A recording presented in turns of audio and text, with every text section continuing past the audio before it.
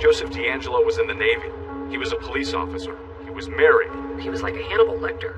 Highly intelligent, highly sadistic, master manipulator. His first rape attack that we know of, he was 30 years old.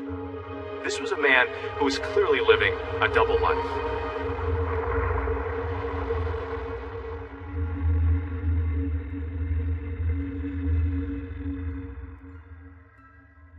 A man in another hood entered the window of a house in Citrus Heights and sneaked up on a 16-year-old girl watching television alone in the den. He pointed a knife at her and issued a chilling warning. Make one move and you'll be silent forever, and I'll be gone in the dark. Crime after crime, it was that same terrifying. It was a time when a vast area was terrified of one evil being. This was a criminal who went by many different names.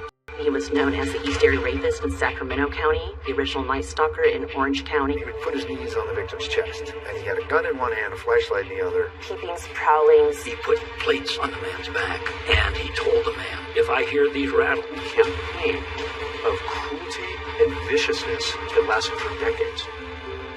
Welcome to Crime Scene, a podcast that examines real-life crimes. I'm Michelle McNamara of TrueCrimeDiary.com. Michelle McNamara was a true crime blogger. She was a writer and producer. She was a citizen detective and a true crime writer. Very much being a mom during the day, very much writing about true crime at night.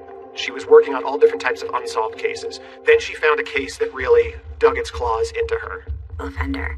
He murdered more people than the Zodiac Killer, but has little name recognition. Partly that's because he moved between communities, and his crimes spanned 10 years. Everything about it is mystery, and it has a boogeyman aspect to it. Michelle used to talk about this case, and the thing that boggled her mind is that people didn't know about it. This was one of the most horrific serial killers in history, and nobody talked about him. It's summer, 1976. It was the bicentennial. It's all about happy days. happy days. Laverne and Shirley. Incorporated. In those days, the middle class in America was thriving. We felt safe, but the crime rates were going up. And suburban Sacramento was considered a safe place in the mid-70s. You could ride your bike all over town. My parents would just tell us be home before dark.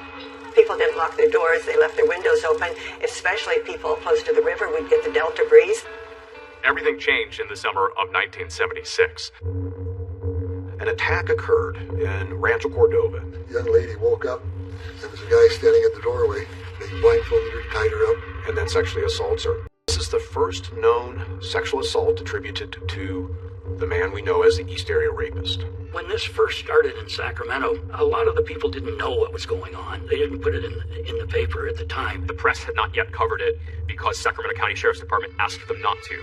There was a reason for that. That if you put it in there, the suspect's going to know that you're looking for him. At the time the rape started happening in Sacramento Sheriff's Department didn't have a specialized sexual assault unit. Just whoever had the caseload, that could take on another case. And so I did not become involved with these cases until rape number 5 when it was Jane Carson. I was 30 years old. I was married with a 3-year-old son. My husband was stationed at McClellan Air Force Base. Jane was a nurse. She was a colonel in the Air Force Reserve. It was about 6:30 in the morning. My 3-year-old son hopped in bed with me for a snuggle. I heard the garage door close and I knew my husband had just left for work. I saw a flashlight shining down the hall and I thought, now that's odd, and I screamed out to my husband, "What have you forgotten?" And there was no answer. Then the rapist, all dressed in ski mask and dark clothes, shining the flashlight at her. He told us with clenched teeth, "Shut up or I'll kill you." He tells her to turn over and he's going to tie her up. He gags us, both of us. He blindfolds us. And he ties us up with shoelaces, very tight. His next move was to move my son. I was already scared to death, but this is where the fear really took place. All she's thinking about is the life of her little boy and saving him. After the rape was over, praise the Lord, he moved my son back next to me. I could feel his body, and then I was relieved. So we hobbled around to the front fence, screamed for a neighbor. She called the police. And then Carol Daly, the female detective showed up. And I call her my angel. One of my great heroes of this story is Carol Daly. She was an investigator for the sheriff department in Sacramento. She was asked to go out and interview the victims. Maybe something that the man said, or something that he did to you, or something that you recall hearing. Through that process, she was able to glean a lot of information, like what he would say to his victims. And sometimes he would call out a name. In one of the cases, the victim said that she heard him crying and saying Bonnie. For years, detectives didn't know what to make of this name. Who's Bonnie? Bonnie was not a victim, but a mystery woman at the center of the case. Bonnie was the girlfriend and then fiance of Joseph DeAngelo. One of the first women to get a real glimpse of the psychopathy behind Joe DeAngelo was Bonnie Colwell. She's 18, really smart, going to a community college, studying nursing. And she's in the middle of the quad, and this older guy ambles up to her and begins a conversation. Bonnie talked about her relationship with Joe DeAngelo in the HBO docuseries I'll Be Gone in the Dark. He was very gregarious, outgoing to all my friends. We'd been together close to a year. He gave me a high solitaire engagement ring. And he told me that we're going to be married. They were both students at the time. He was studying criminal justice. So Joe was someone who initially was impressive to Bonnie. He was exciting. He had a motorcycle. He taught her to shoot. But the longer she dated him, the more trouble began materializing. He takes her on thrill rides. And this is where the relationship starts to show its hand with Joe. Joe, without saying a word to me, just turned right, went down a very steep bank that I had no idea what he was doing. He's obviously thrilled not just by the speed, but he's thrilled by Bonnie's terror. The rules were never for him. So many of the things that we did together, he pushed me toward fear. As they're riding on a motorcycle, a German Shepherd comes out from the side of the road and nips at the tires, and Joe swings a foot out and breaks the dog's neck instantly. There's such an efficiency to his movement that stuns her. Eventually, Bonnie said, I don't want to be with you anymore. She actually broke their engagement. I think it's a foreshadowing that he was going to use violence against people in the future. Bonnie breaks her engagement with Joe DeAngelo, and within just a few years, strange crimes start happening. Now, he's the king of the house.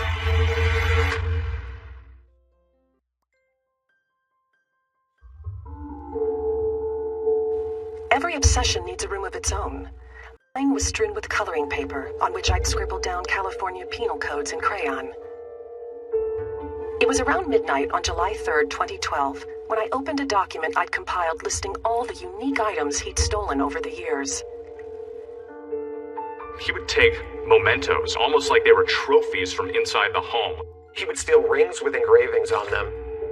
He stole a driver's license. He stole photos from albums. There is a fantasy component about these crimes. I still have a part of you. I have your jewelry. I have your driver's license. I have, something that means something to you. Here, attacking women and girls. First in East Sacramento County. This place meant something to him. He attacked here first and kept coming back. Was it home? Some of the investigators, especially the ones who worked the case in the beginning, think so. We were always trying to figure out why victims were chosen and why the locations were chosen. For Joe DeAngelo, this was his home, right in his own backyard. He lived in 3 or 4 houses in this exact same area where many of the rapes were committed. He grew up in Rancho Cordova. He was familiar with the playgrounds, the schools, the empty lots.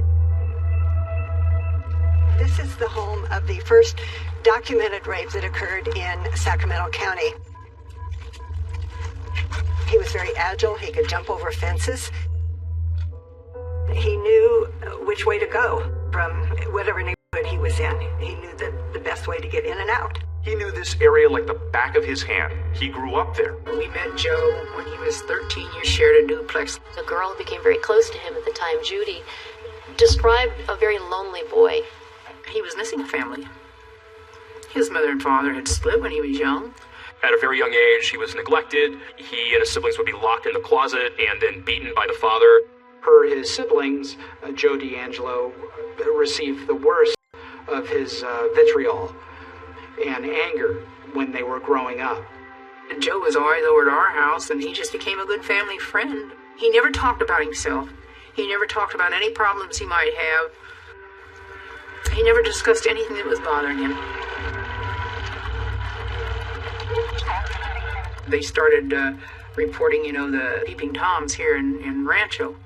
And I remember I was in the bedroom and I was asleep, and I had this feeling. I woke up and had this feeling somebody was there. And when I looked up and glanced towards the window, I saw this outlined figure. I didn't do anything to let him know I saw them, that I was aware of them. So the next morning I came in here and I says, Dad, somebody was peeking in my window last night. And he says, what? And I says, yeah. And there was footprints out there in the dirt, 2 distinct footprints there. It's very common for sexual offenders to start out, particularly in adolescence, as peepers or voyeurs that are creeping around the neighborhood, looking in windows, watching women undress, almost like a training ground. Many of us had never seen anything like this before in our career. His whole thing was terror. It wasn't the sex. It was the terror that he wanted to put in these people. That was his number one priority. His victims ranged in age from 13, I think, to 39. Out of the first 10 attacks, 6 of those were juveniles. Oftentimes, sex offenders or sexual serial murderers will start out with, easier victims that are younger, that are more vulnerable, victims that he can control. My name is Chris Pedretti. I was 15. I was a kid, just a normal kid, cartwheels in the front yard, and really not a care in the world. It was not ever even a thought that our world might be unsafe. So it was a week before Christmas. She'd been left home alone. I was supposed to go to a high school dance, and it was the last day before Christmas vacation. I put a pizza in the oven, and I went to go play the piano. I remember hearing a noise, and I stopped playing and listened. Didn't hear it again. No, it was nothing. So I kept playing.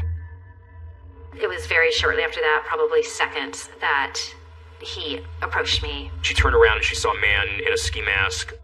I froze. The brain stopped thinking at that point. I just went straight into survival mode. I don't remember thinking at that point anything other than kind of turning into a robot. Just do what he says, do what he says. It was like Chris had left the body, and it was just the body left. That individual led her to the back patio. She tied her up. I didn't know about rape. I certainly didn't know about sex. What he did to me, what he took from me, I can't ever get it back. He kind of ruined my childhood. He took it away. Everybody knew something was going on, but nobody knew exactly what. The sheriff decided that he would hold community forums. I had no idea there were going to be several hundred people that would show up. If we have a gun, could we shoot him? Knowing what I know about this man, if I had a gun, I definitely would shoot him. And I would not shoot to injure, I would shoot to take care of him. He liked this. He liked the police being on edge. He liked the town being on edge. I have a gun, but I still don't feel safe being, at home alone. Law enforcement was bracing for more attacks as his rampage of violence continued. His tactics were changing, and no one knew what he would do next. So I have to admit, I'm scared to death.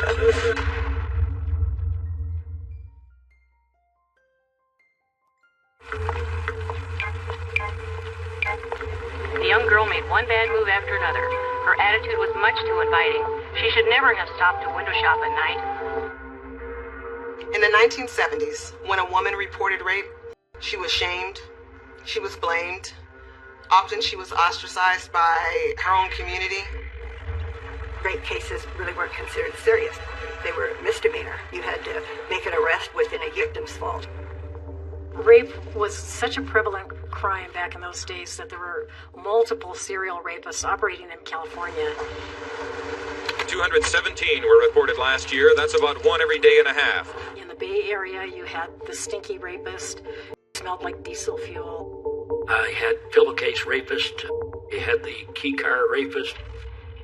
When the East Area Rapist became active in Sacramento, he quickly upstaged all the other rapists in the area because of how terrifying. Over rape is mounting in this community. There was panic in the city of Sacramento. The fact that they couldn't catch this guy just ignited the city in fear.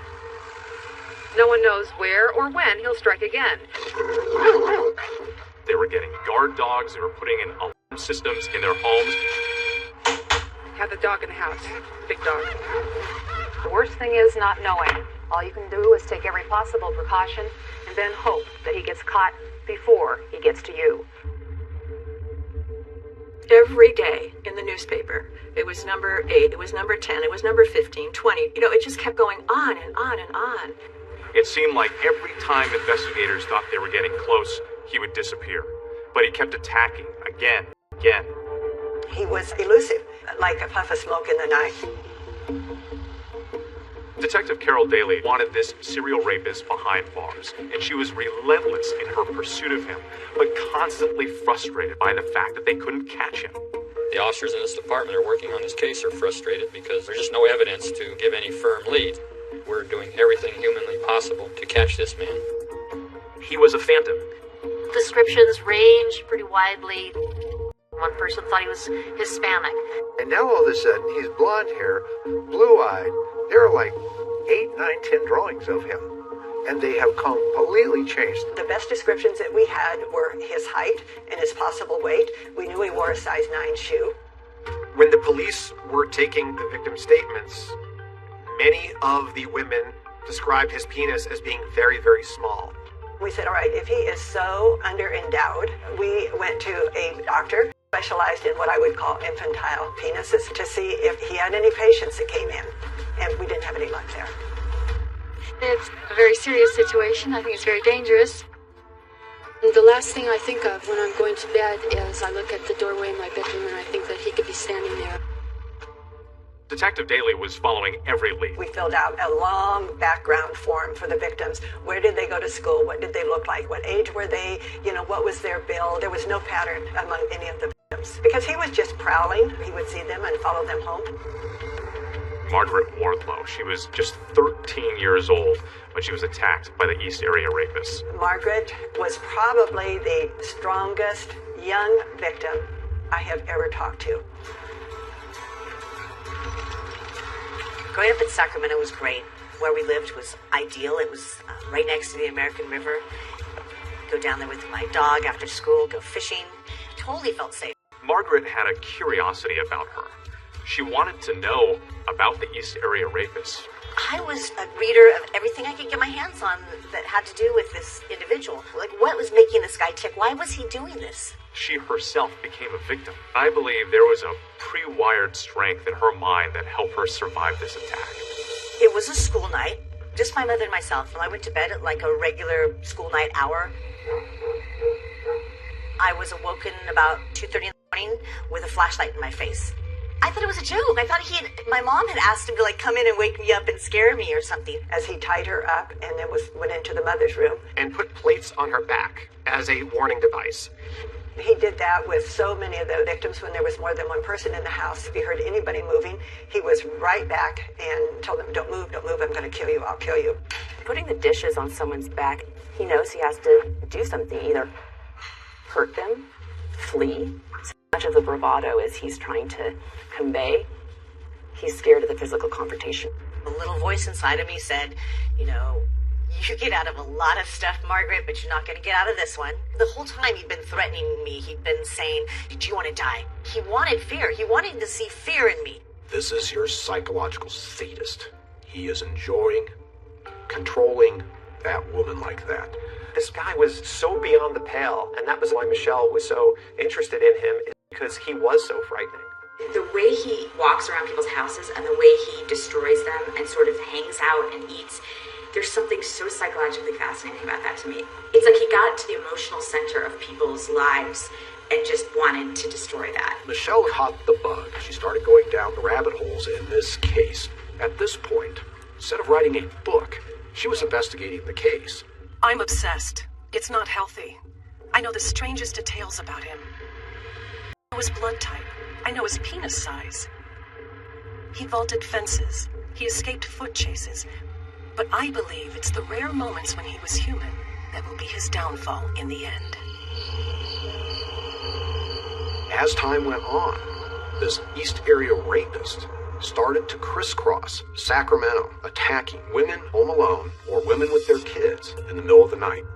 He seemed to be expanding what his capabilities were. He was carrying out these crimes. He became much more aggressive. And his tactics. He did more horrible things than I can even describe. This tells us that the offender is adapting and learning as he is committing crimes. He really messes with people's minds, both the investigators and the victims.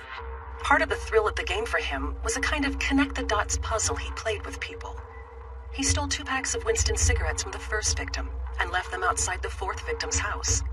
Junk jewelry stolen from a neighbor 2 weeks earlier was left at the 5th victim's house. It was a power play, a signal of ubiquity. I am both nowhere and everywhere. You may not think you have something in common with your neighbor, but you do. Me.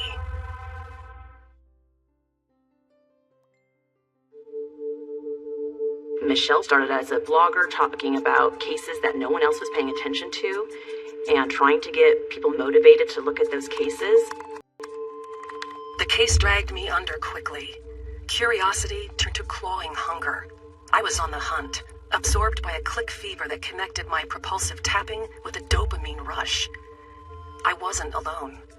I found a group of hardcore seekers who congregated on an online message board and exchanged clues and theories on the case.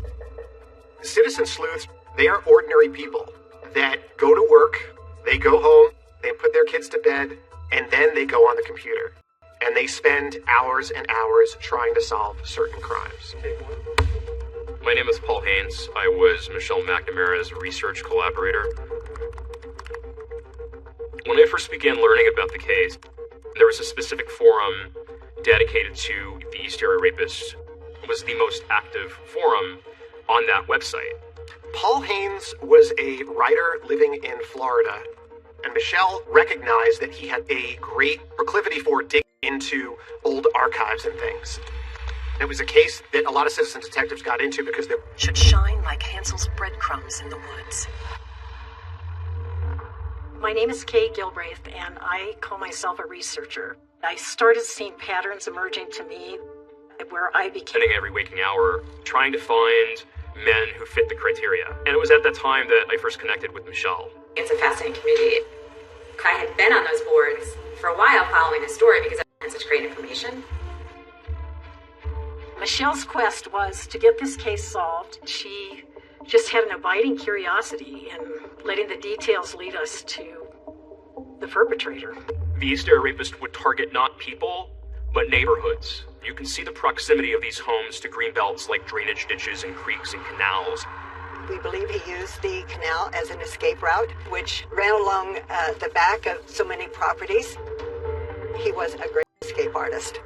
These are passageways that this killer used to surveil the residents unseen, cloaked by the darkness of these green belts. He was able to look over those fences, look into those homes, look at what time people ate dinner. I mean, he knew what time the husband left. The Sacramento Sheriff's Office has invested more than 40,000 man-hours in the search for the East Area Rapist. Sacramento would have a helicopter up in the sky, and they all knew it was because they were chasing the East Area Rapist. It was terrible. Terrible to hear that. He left Sacramento because of that helicopter. Then these things started up in the East Bay of San Francisco. There are two things known about the rapist. One is he has never been caught in a home where there was a man present. The other is he's never been in a home where there has been a big dog. The East Area Rapist worked on challenges. Everything he saw in the paper, if we said he didn't do something, he did it the next time. When the newspapers reported that he was just attacking single females, he took this as a challenge. At attack number 16, he started to attack with a man present, and then 2/3 of the attacks he does since then has a man present. He is purposefully choosing couples. My name's Gay Hardwick. And my name's Bob Hardwick. And we've been married 41 years this August. Happily married 41 years. I've Hardwick were a couple living in Stockton, California. We had picked out a home in one of the little picture-perfect tree-lined streets. We were just happy in our new home, living together. The day of our attack was March 18th, 1978, and we were attack number 31. We had gone out to dinner and a movie, normal Friday night, and we came home around 10 o'clock and went to bed. Later that night, we were awakened by pointed and I'll kill you. Ultimately, he moved Gay into the living room where he sexually assaulted her. You're convinced at that moment that this is not a full human being that you're dealing with. He can not only humiliate a woman who's about to rape, but he could also completely, in his mind, emasculate her partner, putting him in a position where he is helpless and has to listen to what's going on in a different room. $6 million man. We have the capability to make the world's first bionic man. Well, talk to me, good buddy. And Burt Reynolds. These are the icons and wives and their girlfriends. I never talked to anybody about it over the years. I just wanted to put it out of my mind, It was, we're going to get through this. We're going to get back to normal. And you don't ever really make it to normal. It was tough, but, I loved her, and I said, we're going to get through it. Our home never felt the same again. Every surface that you could think of was covered in fingerprint dust. It just looked like a smoke bomb had been set off in our house. It was contaminated and ruined for us. He wasn't out attacking people on lovers' lanes or in parks. He was attacking...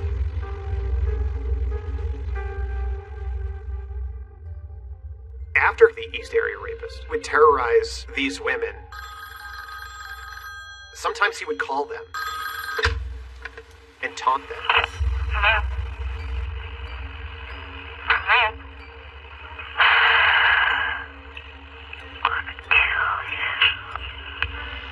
This rapist did not stop with just the assault of that night. He terrorized them their whole lives. This is that psychological sadist at work. He is getting off on continuing to cause fear in his victim. Larry Crompton is a retired lieutenant for the Contra Costa Sheriff's Department. He may be caught one day. Very, very optimistic. I had worked many crimes while I was on the department. It was me. What did I miss? What did I do wrong? Why didn't I catch him? Helicopters, roadblocks, citizen patrols. He next shows up down in Modesto in June of 1978. He attacks a couple down there. And then 48 hours later, he's in the town of Davis, over 110 driving miles away, and is attacking a UC Davis co-ed there.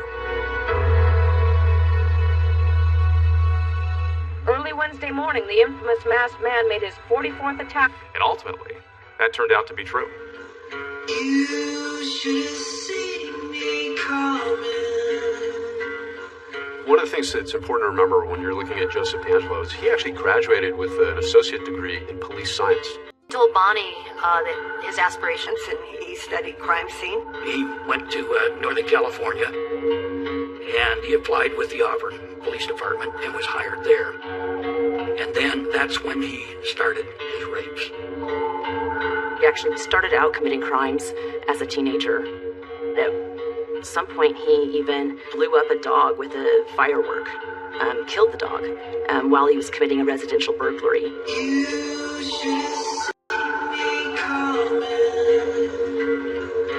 It makes sense that somebody who has a need for control, wants to be in power, would be attracted to a position that... He's got to be in law enforcement. The first clue is freeze or I'll shoot. We felt so strongly. Human body. We found out that fingerprints stayed on the skin. Don't talk about this in the radio. This blast is all over. Just come weeks later, his gloves never came off. There's no question what we were doing. The police have one last bit of advice, and that is don't panic, because that alters your judgment. And by the way, that advice goes out to anyone in the Bay Area, not just the people of Concord, because with this guy, the next rape could be anywhere. Michelle was a mother and she was a wife. And when she took this book on, this investigation became her life. It's really, the obsession is with the investigation. And she knew that when you look at cases out there, famous serial killer cases, they were caught with innocuous things. He was, first and foremost, it seems to me, a burglar, a cat burglar. I think Michelle felt that if she could find one of the items that had been stolen in any of those rapes or in any of those burglaries, she could trace that item back the way you would trace someone's ancestry to its original owner. And that would lead to it was the initials NR. They were like a 1950s style. So Michelle took this and thought, if I could follow those pair of cufflinks, we might get closer to the answer. Then I saw it. A single image out of hundreds loading on my laptop screen. They were going for $8 at a vintage store in a small town in Oregon. My husband was on his side sleeping. I sat on the edge of the bed and stared at him until he opened his eyes. I think I found him, I said. You should have seen me coming. Enough to commit the horrible crimes. Always had to be, and let me do something more. We all want to think that we would recognize a serial killer based on how this person looks. I wonder if he was out stalking his next victim. I don't know. Because everything seems so normal. The scariest aspects of serial killers is they don't look different. From the very beginning, I knew DNA was going to solve this case. Police have been sitting on this genetic fingerprint for 4 decades. Holy smokes, this is like the big break. He's been living there under everybody's noses. This is the Golden State Killer? I just want to tell you, buddy, to rot in hell.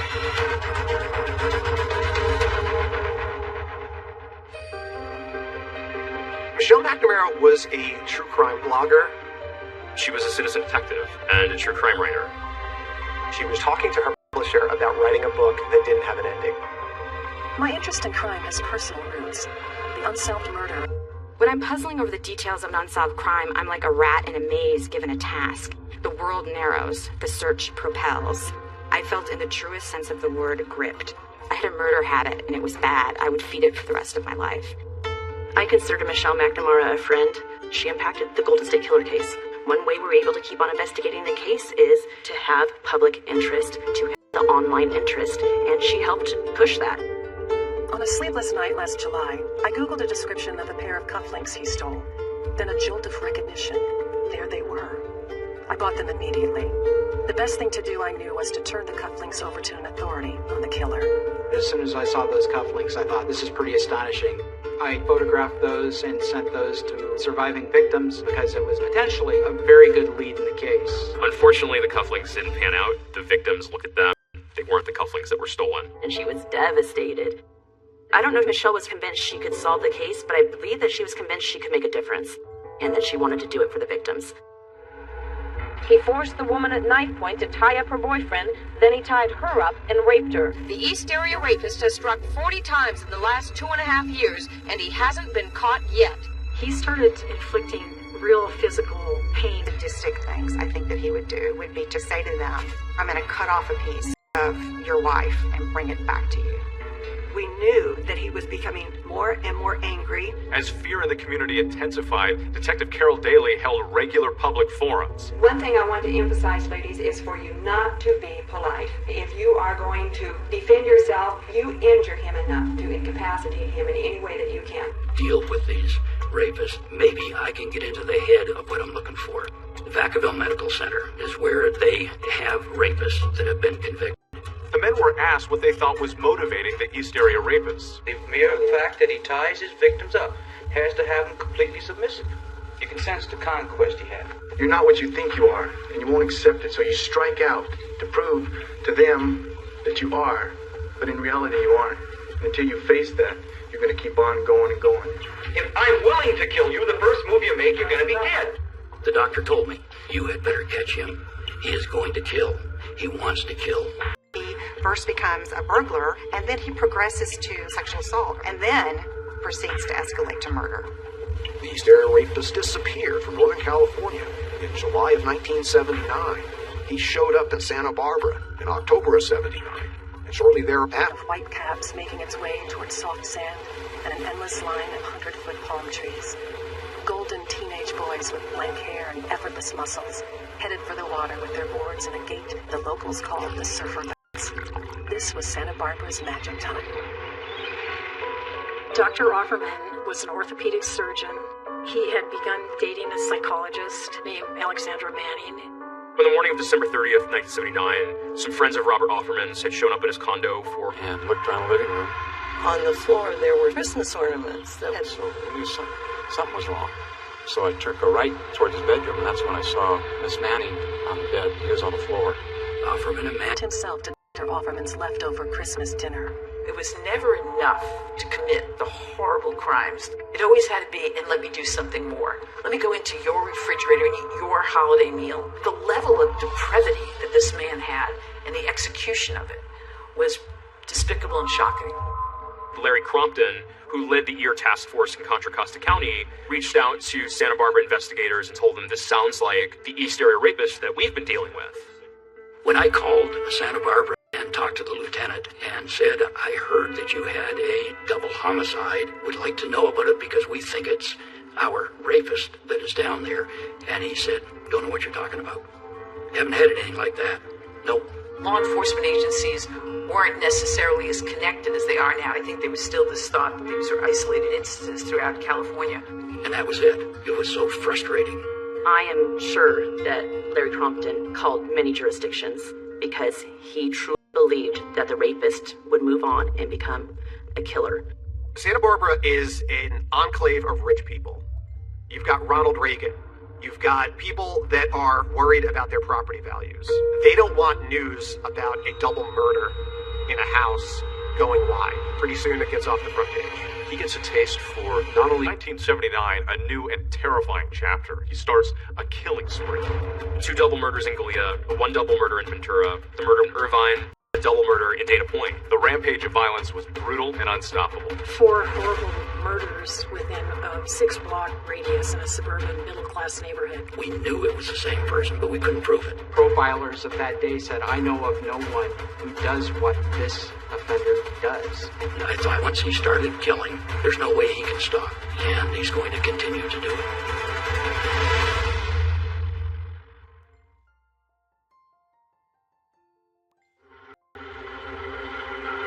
Most violent criminals smash through life like human sledgehammers. They're caught easily, but every so often a blue moon surfaces. A snow leopard slinks by. Years.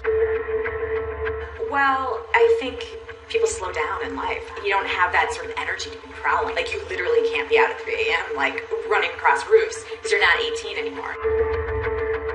I don't believe that his sexual deviances went away, but I can believe that he found other, less risky ways of satisfying those urges. Could he have moved out of the state, out of the country? Could he have died, got medicated? I mean, I don't know.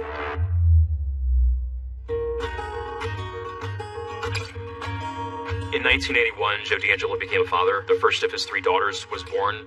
The second of his 3 daughters was born in 86. And then his 3rd daughter was born in 1989. He had a wife who was a lawyer. He lived a middle-class existence. He sent all his girls through Montessori schools, and he would take them to their different sports events, the horseback riding. All want to think that we would recognize a serial killer based on how this person looks. And yet, so often, this is somebody who's living in the community, who knows his neighbors, and I think that is one of the scariest aspects of serial killers, is they don't look different from other people. My sister and I, Melody, used to take turns going out and babysitting while Sharon was in school. I wonder if he was out stalking his next victim. I don't know. It's been 5 years with no more rapes or murders by Joseph D'Angelo. For some reason, he runs across beautiful 18-year-old Janelle Cruz and can't help himself and kills her. Janelle was kind of a shy girl. She was very pretty, very popular. The brief life of Janelle Cruz was no less tragic than her death. Her biological father was long out of the picture. Her parents had gone to a cruise with her 6-year-old brother, and she was staying at the residence alone. For the first time, left my daughter alone, because that was another thing that I never did, because I was worried that if I was gone, that something might happen. Janelle Cruz had had a friend over to the house and heard noises in the backyard. They got up to inspect that, saw nothing. And sometime that night, Janelle was confronted by an intruder.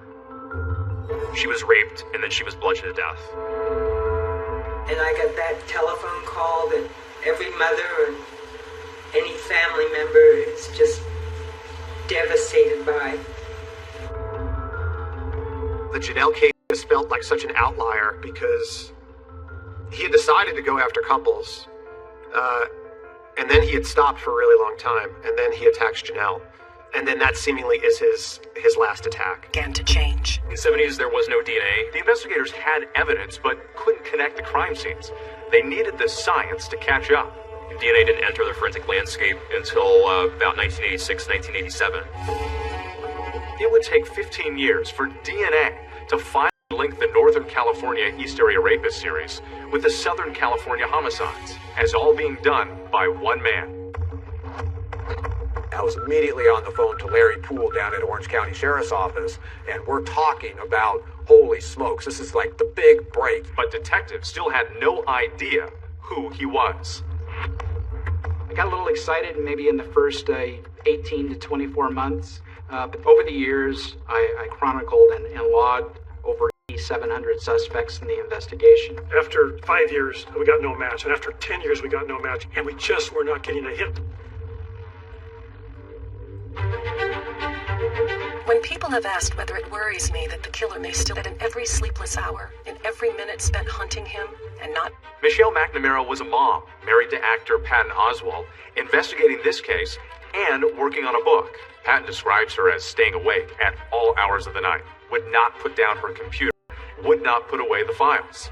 At the same time, struggling with her writing and publication deadlines, and she began self-medicating. I actually see her as being his final victim.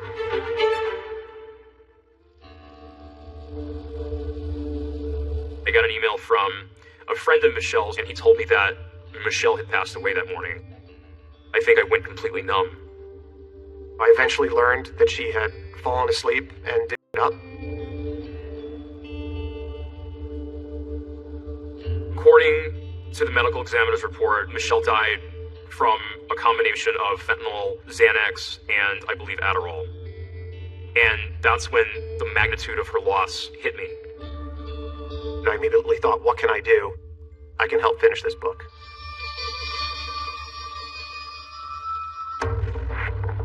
When Michelle passed, we decided at the end of the book, what are the strings that she left us to get us out of this maze? It was genetic genealogy. From the very beginning, I knew DNA was going to solve this case.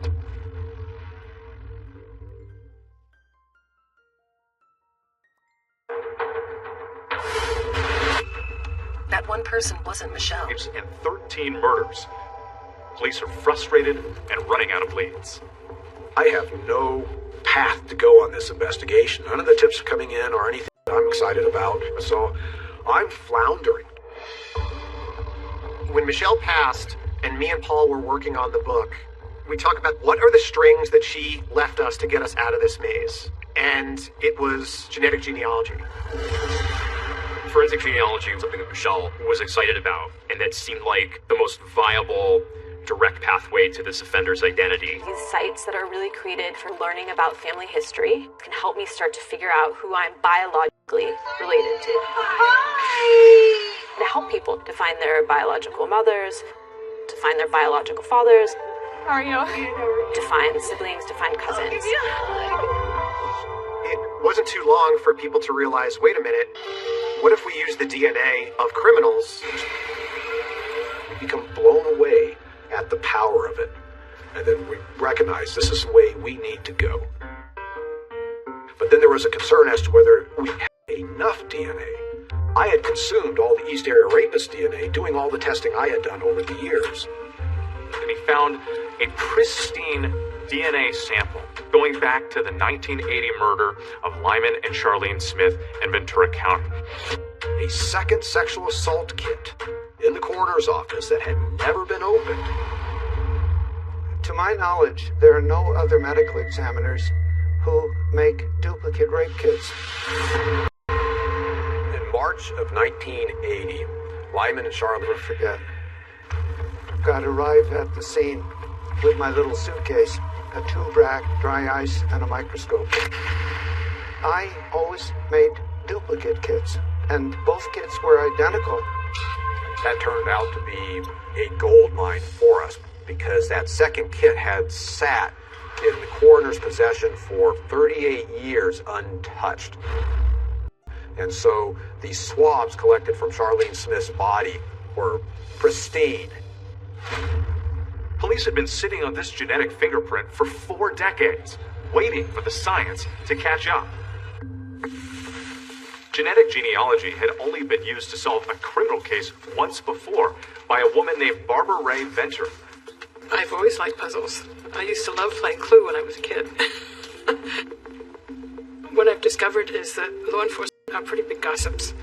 And so they were all sort of talking amongst each other. And apparently Paul was talking to the detective on the other case. And I was like, how did you do that? I called Barbara up, and I explained, I'm working a case. It's an old case. I don't tell her what case it is. But could this be done to identify this unknown offender? So Paul Holes was able to take that DNA and convert it into a DNA profile, which is basically a number. And he used this no-frills genealogy website called GEDmatch. And I just uploaded the Golden State Killer's profile and allowed the GEDmatch servers to do their magic and produce the list of people that potentially shared some DNA with my offender. We were all logging in several times a day to see if the matches are there. Then all of a sudden, he started connecting to some distant relatives. We're talking 3rd, 4th, 5th cousins. So we immediately knew that we were going to be building a lot of family trees to sort out who he was. We're now trying to identify common ancestors from this list of people who share DNA with the person we're looking for. And we end up spending 4 months building family trees. And unlike if you were to upload your DNA to a website and try to build out a family tree from yourself being the beginning point, this is reverse engineering a family tree. So you start with a wide swath of potential relatives, and by a painstaking process of elimination, you start cutting down that pool. Narrow it down, narrow it down, narrow it down. Genealogy testing had indicated that our offender was of European descent. 40% Southern European, and a number of the matches that we had were with people who had Italian surnames. Once it came down to that final pool, that's when the real detective work began. So you had to hit public records. Things like marriage certificates, birth certificates, grave site markings. So now we only had 6 men on the list. So now they had to be a certain age, they had to be in Northern California, and they had to be related only through the maternal line to our crime scene DNA. And at that point, we then had one other piece of information that we hadn't applied yet, and that was eye color. She looks at a separate tool on a related site that suggests that their suspect had blue eyes and was bald. The FBI then pulled the California DMV records for those 6 men. Only one had blue eyes. Joseph D'Angelo. Joseph D'Angelo. Joseph D'Angelo.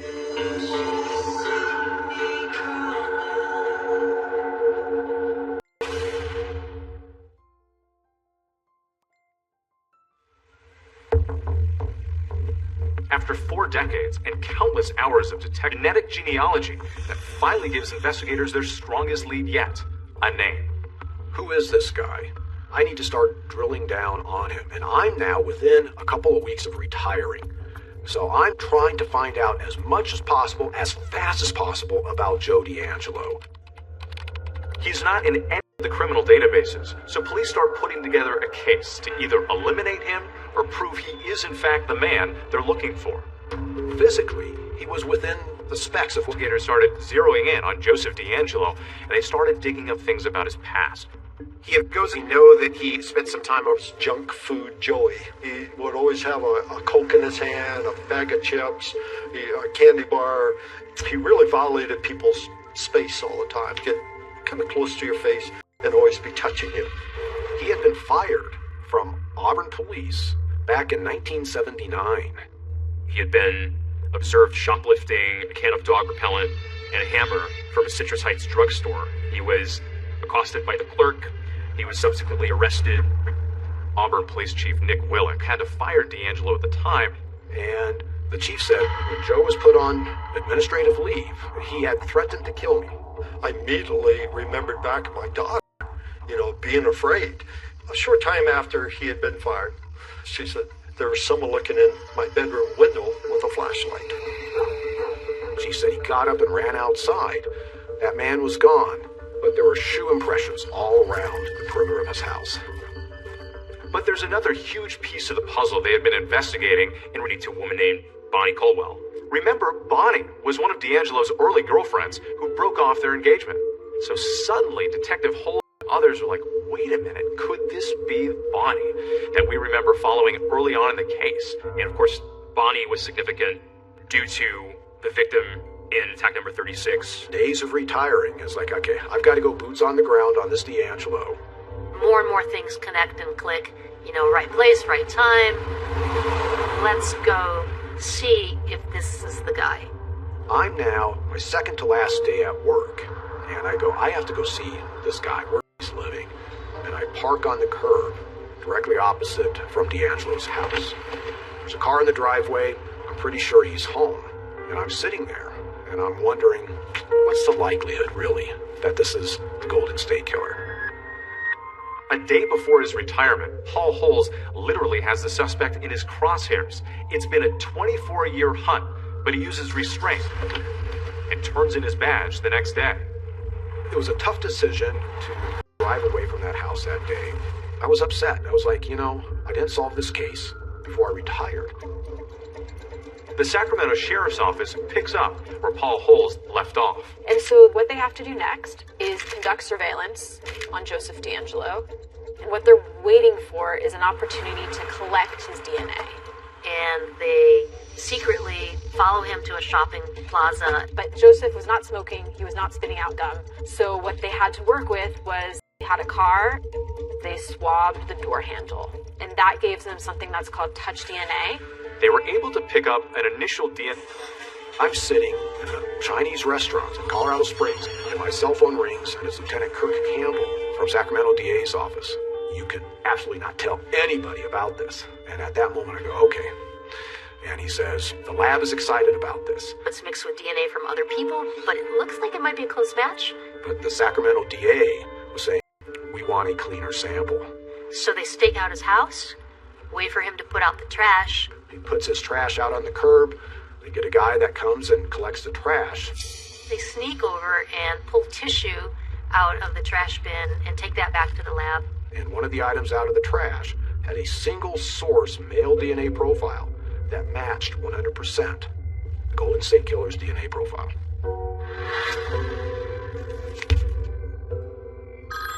Get this call from my chief deputy. His first words are you sitting down? And I asked him a million times, and I'm like, you better not be messing with me. He goes, they're shaking, Aunt Marie. They're shaking at the crime lab. They got a match, but now they have to get the suspect into custody. So they call Paul Holes back to assist with the operation. There was concerns about how he would respond if this did not go smoothly. I can imagine they were prepared for every scenario. This is somebody who has been a sophisticated, a diverse, sadistic killer.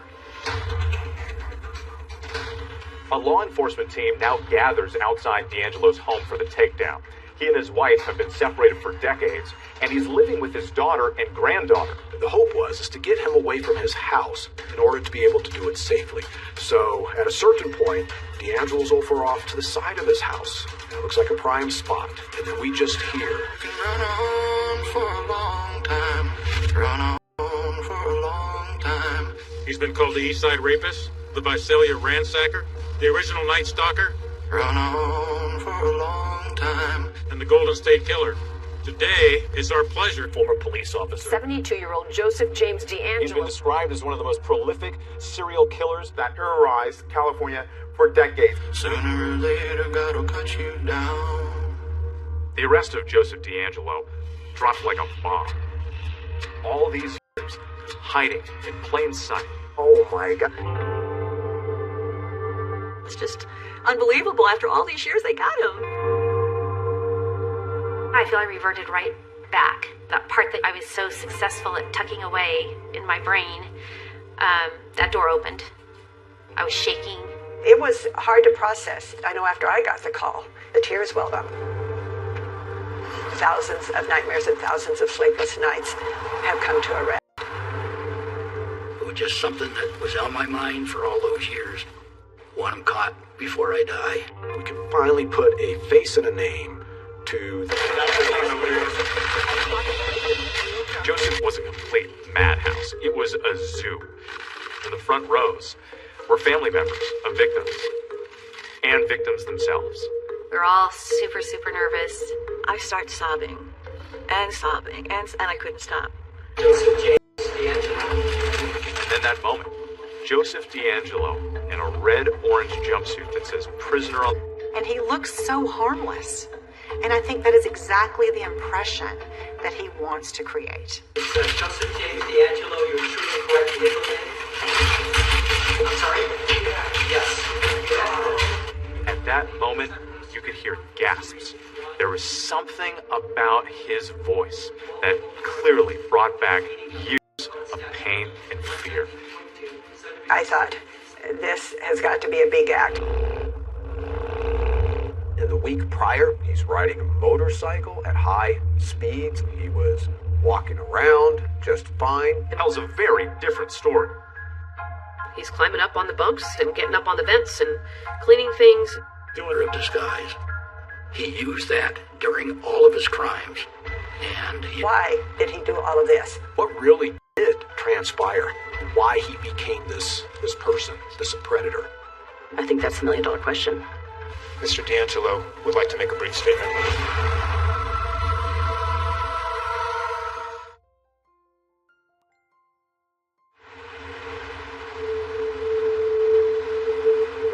I'd like to get into his mind to talk to him and find out what brought him up to where he was.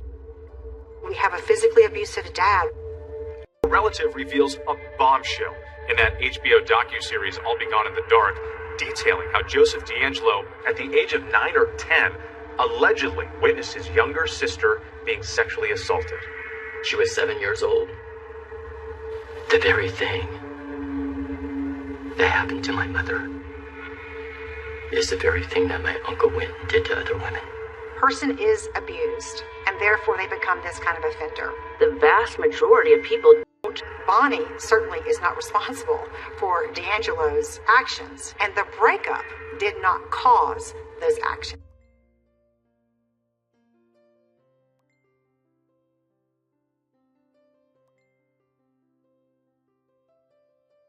The devil can keep you company in your prison cell as he gnaws away at whatever soul you have left. Mr. D'Angelo would like to make a brief statement. I've listened all your statements, and I'm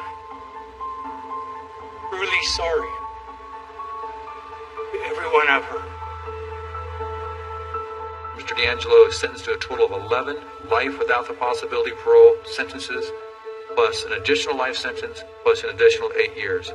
The survivors have spoken clearly. The defendant deserves no mercy.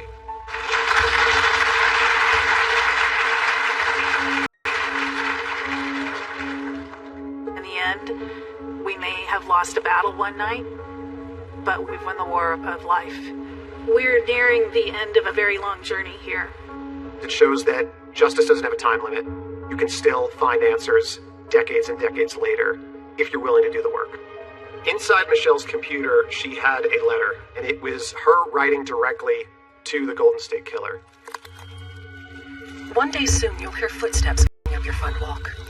This is how it ends for you. You'll be silent forever, and I'll be gone in the dark. You threatened a victim once. Open the door. Show us your face. Walk into... Please, emergency, what's happening there, please? Our next door neighbour is not answering. Upstairs, there's a bay window wide open. Okay, how old is your neighbour? Around about 77. Does he live alone? Yes.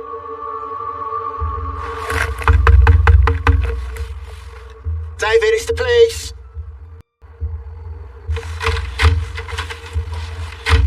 David? David? He's here. It's freezing cold. And that looks like ligature marks on his ankles to me.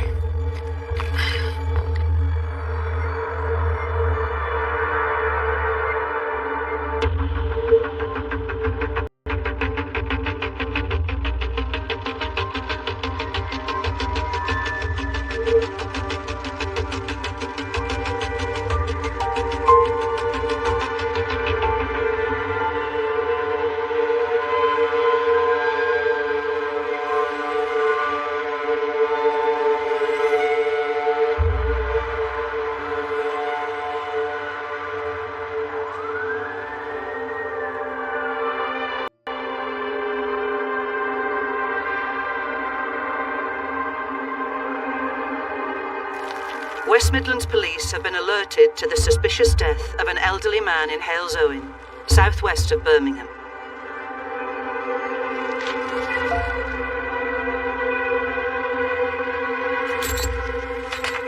Crime scene coordinator Joe Ward is in charge of the forensic investigation.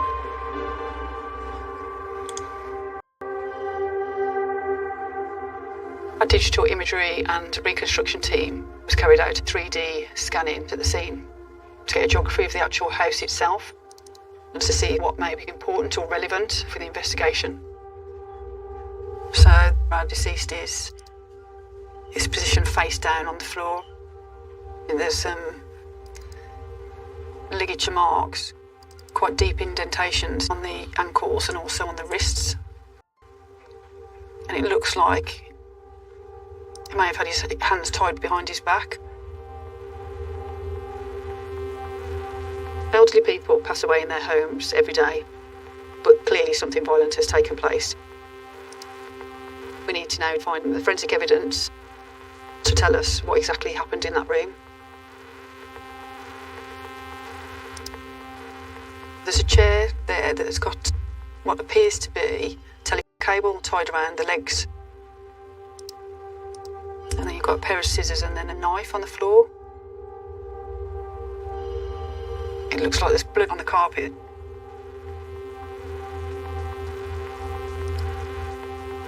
There's a lot of paperwork that has been kind of thrown around on the floor, bank statements and things like that. The scene itself suggests to me it may have been a burglary that's gone wrong, but what the poor gentleman must have gone through prior to his death, it doesn't even bear thinking about. We try and kind of detach ourselves, but sometimes it does upset you.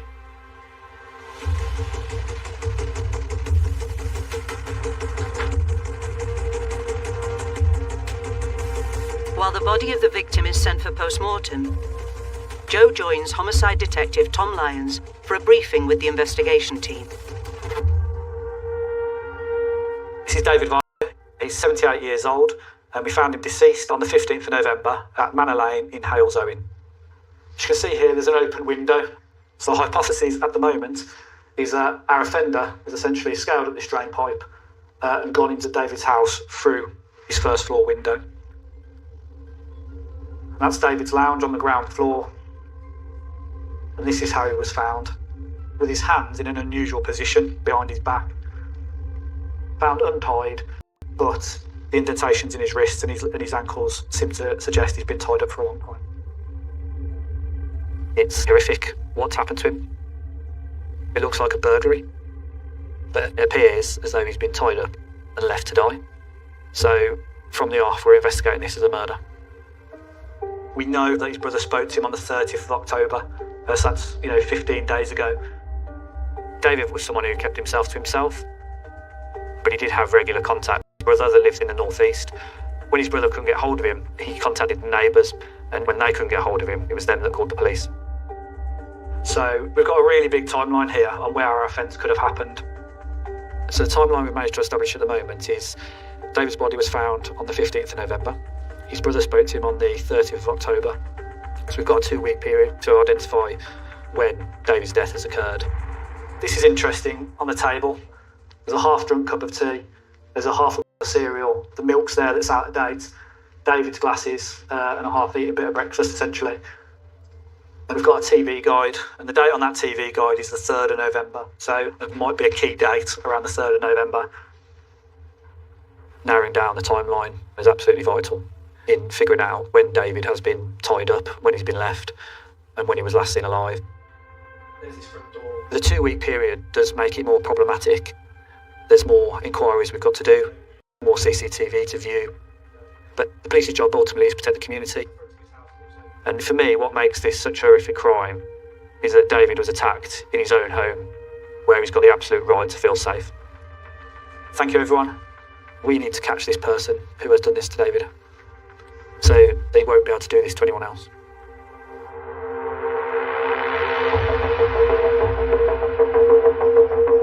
With a murderer at large, the forensic team focuses on finding any traces the killer may have left at the scene. We're concentrating on fingerprints where we think the offender has climbed in. So there was a first floor window that was open, and then also items that have clearly been touched, drawers that have been opened, paperwork has been strewn around. One of the chairs was found in an unusual position, so possibly the perpetrator has left his fingerprints on the chair itself. With the forensic operation underway, Tom Lyons searches police systems and discovers David recently contacted the police. Right, so I came down earlier on when the hospital to this. When you heard rummaging about, did you feel that was in the house or outside, or? I'm not sure. Okay. The incident occurred 3 weeks before David's body was discovered. So we've got a hold of body-worn video from the officer who attended David's address when David reported to the police a burglary at his house on the 24th of October. And then you heard the glass smash. Yeah. David basically says that the window's smashed and he sees a hand coming through. Well, can you arrange for it to be repaired? If you'd like us to, yeah, we can. Or just get it temporarily boarded up so it's safe, so no one else can be sticking their arms through. Well, okay, rightio. Looking at David just reminds me of my own grandparents' house, really. Yeah. To see David alive and one on the body cam is just, quite upsetting. Seeing essentially an elderly, vulnerable man who's soon to be a victim of a horrific crime. I'm getting on a bit. How old are you? 78. Oh, I said you were 21. I don't seem to quite look it, but as I say, I seem to be not very good mentally, Knowing an offender has targeted David's house a week before, and then clearly someone has targeted him again, you have to ask the question, is that the same person who has gone back to a scene of a previous crime and he's essentially re-burgled David, which has then turned into a murder?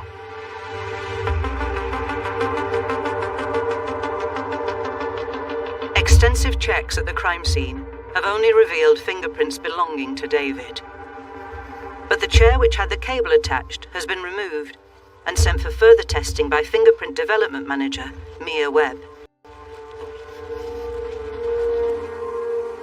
Areas of particular interest are where we would expect the suspect to have handled the chair, so we're probably looking up here towards the top of the chair as if they've grabbed it like that, or again at the sides of the chair as if they've held it along the side of the chair to move the chair around the scene. And we'll start by examining with ultraviolet using a laser. The lasers will fluoresce any constituents or any contaminants to the fingerprint.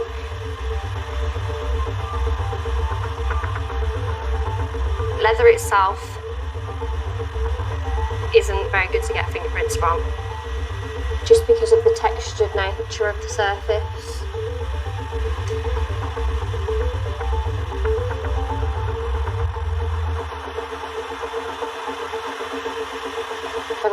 sign of any friction residues. A further process to help detect prints is known as superglue fuming. The superglue will get heated to the point where it evaporates, and then it will be circulated around the chamber. The superglue will adhere to any water that's present in the sweat of a fingerprint. Ultraviolet light creates a high-resolution image, which enhances any fingerprint marks developed by the superglue treatment. Again, there are no marks. It's really disappointing that we've not been able to identify anyone through fingerprints. This may possibly suggest that they're forensically aware, so it may be that the perpetrator put gloves on, or if they don't particularly sweat a lot, they're less likely to leave rich detail.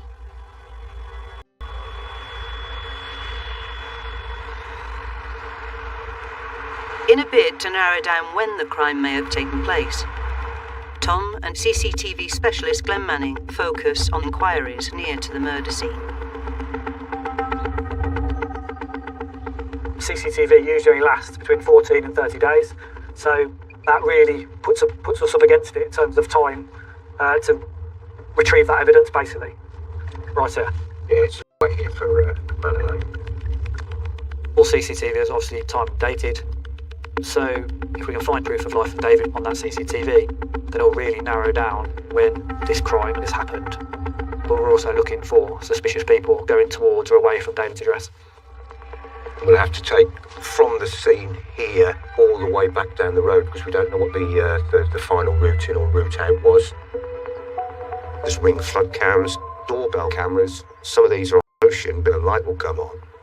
We have to look at every single opportunity we possibly can and get those downloaded. So, cameras over there and there. Just up in the eaves up there as well. Yep.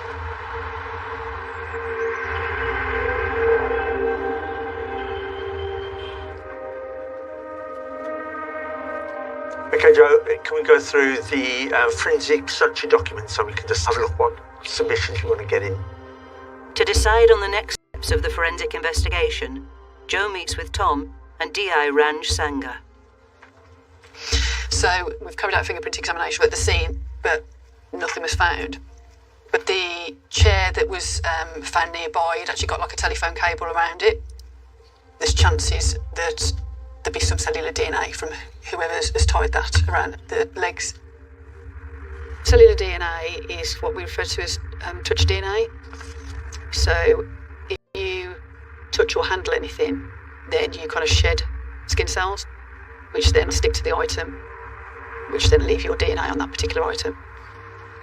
And then there was found a knife and some scissors. Now, again, has the offender or offenders used the knife and the scissors to cut that cable? Yeah. If they have, obviously they've had to have a firm grip, could we have cellular DNA on those items as well?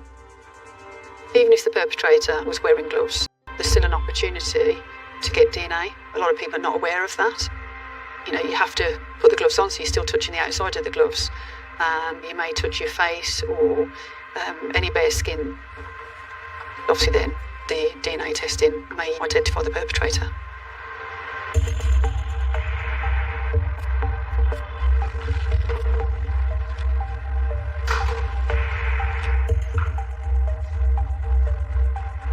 Forensic scientist Phil Field prepares to take DNA swabs of several items from the crime scene.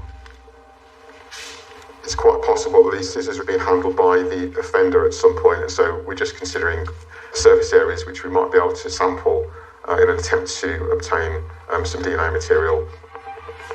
In the past, you needed quite a lot of blood to get a DNA profile from it, so usually something in the realms of the size of a 2p piece. These days, thanks to the increased sensitivity of profiling techniques, we can obtain a DNA profile from not much larger than a pinprick. So this cable has potentially been used by the offender to tie up and restrain the victim. If the offender has had quite forceful contact with the item, they've gripped it and pulled it in order to tie the victim up, that could have the effect of increasing the quantity of cellular DNA material that has actually been transferred from them to the item. While the swabs are sent to a specialist lab for urgent processing, CCTV specialist Glenn and Detective Helen Robbins Hi, Helen, you're right. start to forensically examine the hundreds of hours of footage gathered from near David's house. So what we're looking for really here is to see if we've got David to try and find last sign of life. We know that David's property itself doesn't have CCTV footage, and we know that we've only got cameras either side of the property, but not near to or that has sight of his property. We'll start on the 15th of November, the day that we discovered David's body, and we'll work our way back from there towards the 30th of October. We'll also be looking for someone acting suspicious. We'll cover the nighttime economy times, because that's more than likely the time that you would have somebody going out and committing this type of offence. We're going to prioritise CCTV closest to the scene location. This is what we call Zone 1. But what we're looking at really is whether there's any golden nuggets contained within that footage that may then lead us into another zone.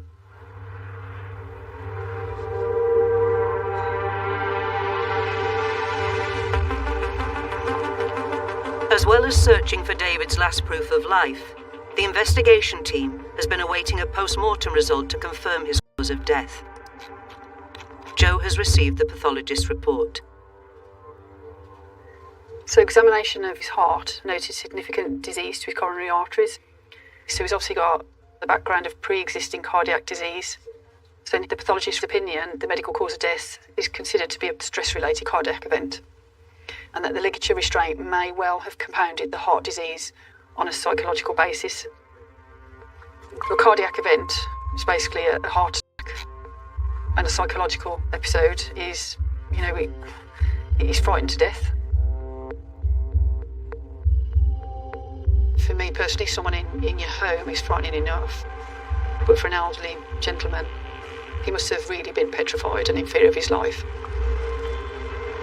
Someone tied him up and just basically left him there. While the post-mortem confirms David's cause of death, exactly when he died is still unknown.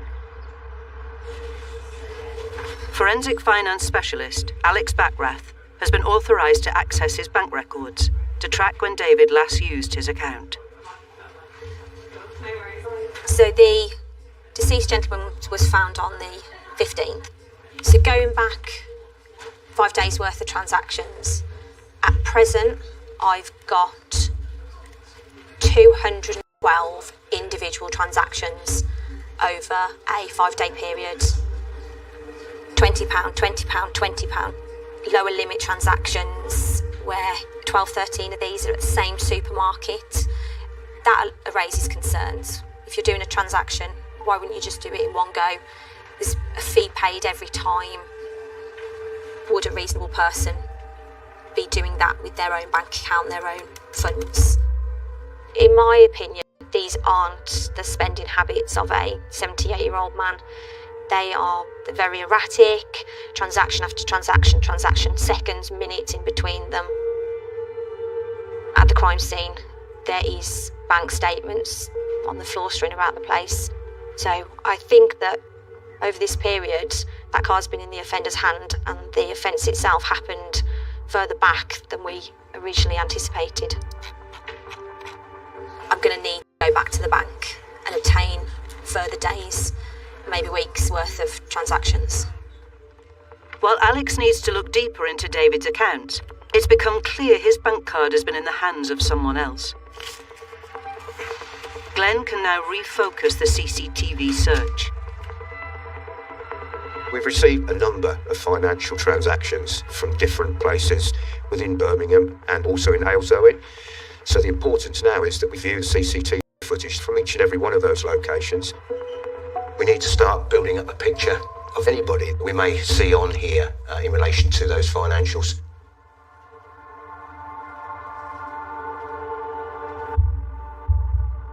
With David's bank account suggesting the crime took place several days before the discovery of his body, Joe and Tom have called in pathologist Brett Lockyer to see if he can help narrow down when David died. David was found deceased on the 15th of November. Can we pinpoint the time of death? So he has been deceased for some period of time. Yeah. There were signs of mummification. And also when he's found, his hands are still in that unnatural position behind his back. That's because rigor mortis has developed and his muscles have frozen into that position. So whilst it's not possible to say exactly when he did die, the post-mortem would indicate that he had been dead for a week, if not longer. That's really helpful, thank you. What I can say is that the act of tying him up would have happened when he was alive. The interesting thing, of course, is that had the ligature been removed immediately after he died, then you wouldn't necessarily see the blood settling, which is otherwise known as hypostasis. That only really occurs after the heart stopped beating. So they would indicate that the bindings have been removed after he's been deceased for a period of time. Yeah. But from the pathology, are you able to say a period of time he was tied up for before he was untied? Well, I can't say exactly when he has been untied, but he certainly hasn't been untied within hours of being deceased. That's most likely to have occurred at a later period. Speaking to the pathologist raises a few more questions. When was he tied up? And when was he untied? And who's untied him? Could it be the offender has been in there for some time and untied him? Has the offender returned and untied him? Or is there a third party who's been in David's address, untied him, but for whatever reason hasn't contacted the police?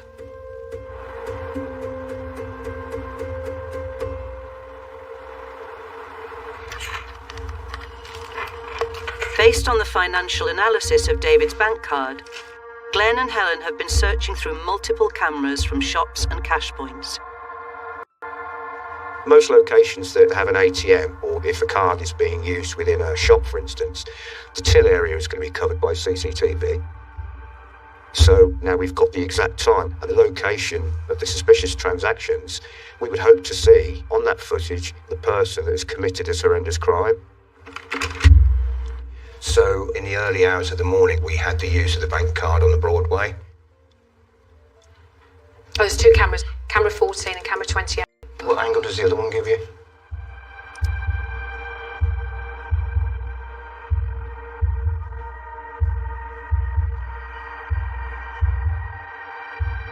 Glenn moves on to a second suspicious transaction, identified by the financial analysis.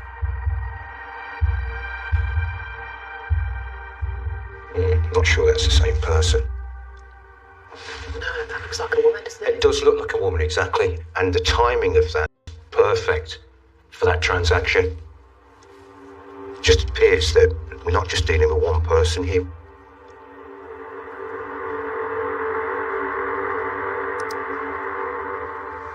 November, 12th, 14th, and then we've got females using his bank card. That is very surprising. I was expecting one person, but now there's multiple people using David's bank card. We've got to keep an open mind as to how many people now are involved in David's murder. Officers start trying to identify the numerous people caught on CCTV using the bank card. It does make the investigation more difficult. It gives us more lines of inquiry because we've now got to identify all these different people fraudulently using David's card.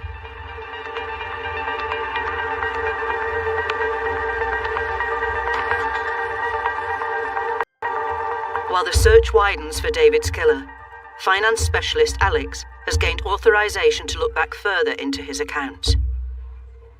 So I've got transactions dating from the 14th of November going back.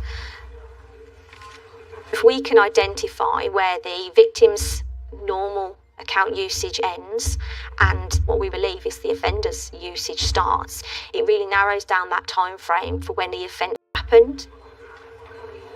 It looks like David's normal spending habits are trips to his local Asda, presumably do his weekly shopping, and he does do ATM transactions, but they are one-offs at a normal time in daylight hours. It looks like I've found the final legitimate transaction carried out by David. It's a purchase at his local Asda on the 2nd. Then from the early hours of the 3rd, the transactions from his account radically changed.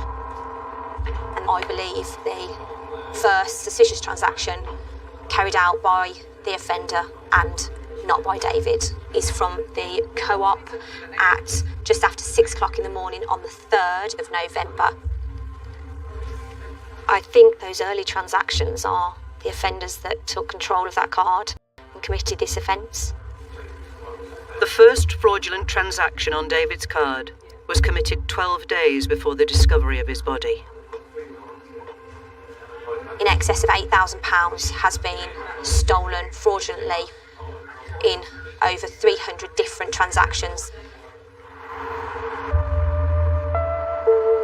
A CCTV check with Asda confirms Alex's theory.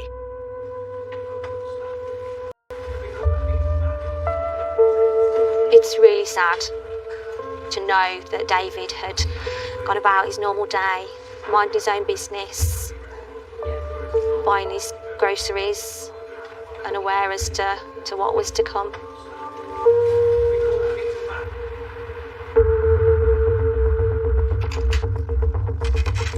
With the financial analysis revealing the time and place of the very first fraudulent usage of David's card, detectives can now pinpoint CCTV footage from the exact time of the transaction.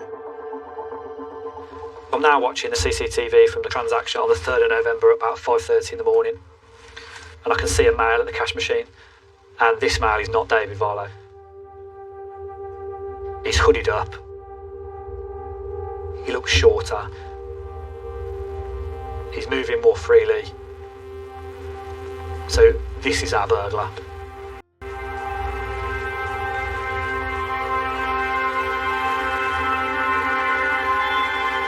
The cash machine is just 2 minutes' walk from David's house, but the suspect is as yet unidentified. To see if they can find a clearer image, Tom and the team track the suspect as he crosses further CCTV cameras. He's still got his hood up, and he's still got a mask on. And this is the number 9 bus pulling up at a bus stop. And it looks like there's a male who gets on. There's no other people walking up Spies Lane at this time. He's got distinct trainers, and he's got a distinct jacket with white markings on. And he goes upstairs on the bus. This is our first really good image. He's still wearing a mask and his hood up, but he's got really distinct eyes.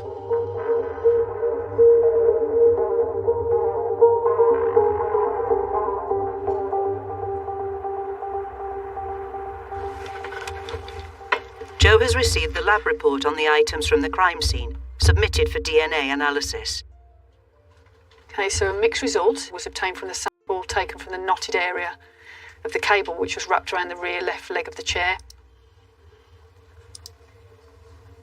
They've examined the knife as well, and they sampled an area of the blade. The DNA profile of David Varlow, the victim, was obtained from blood that was taken from the blade of the knife. And then a mixed profile was obtained from the handle of the knife, which was enough in the partial profile to then do a search on the National DNA database. And a match was obtained.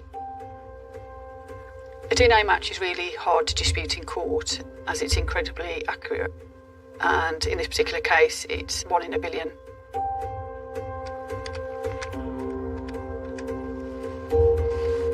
Hiya, Tom, it's Joe. I've just had the DNA results come through. Ah, excellent, go on.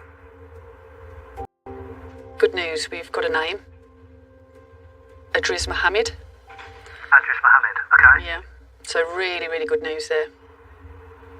I'll start researching him now.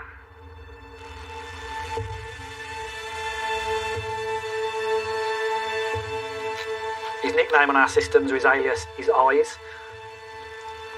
And his eyes are quite distinct on this CCTV.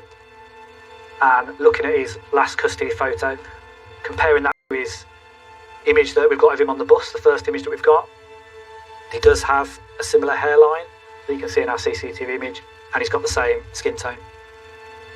He's been committing burglaries since he was a juvenile, and he's got 29 theft-related convictions, and it looks like he's committing burglary to fund his drug-related lifestyle. I think it's him.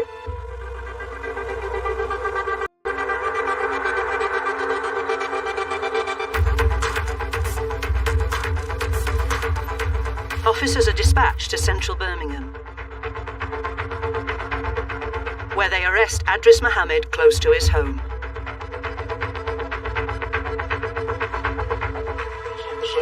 Stand up here, you're right. Good evening. Hiya. I'm one of the custody sergeants here. Have you been here before? Yes. Yeah? Okay. What's your first name? Adris, A-D-R-I-S. A-D? R-I-S. And what's your surname? Mohammed.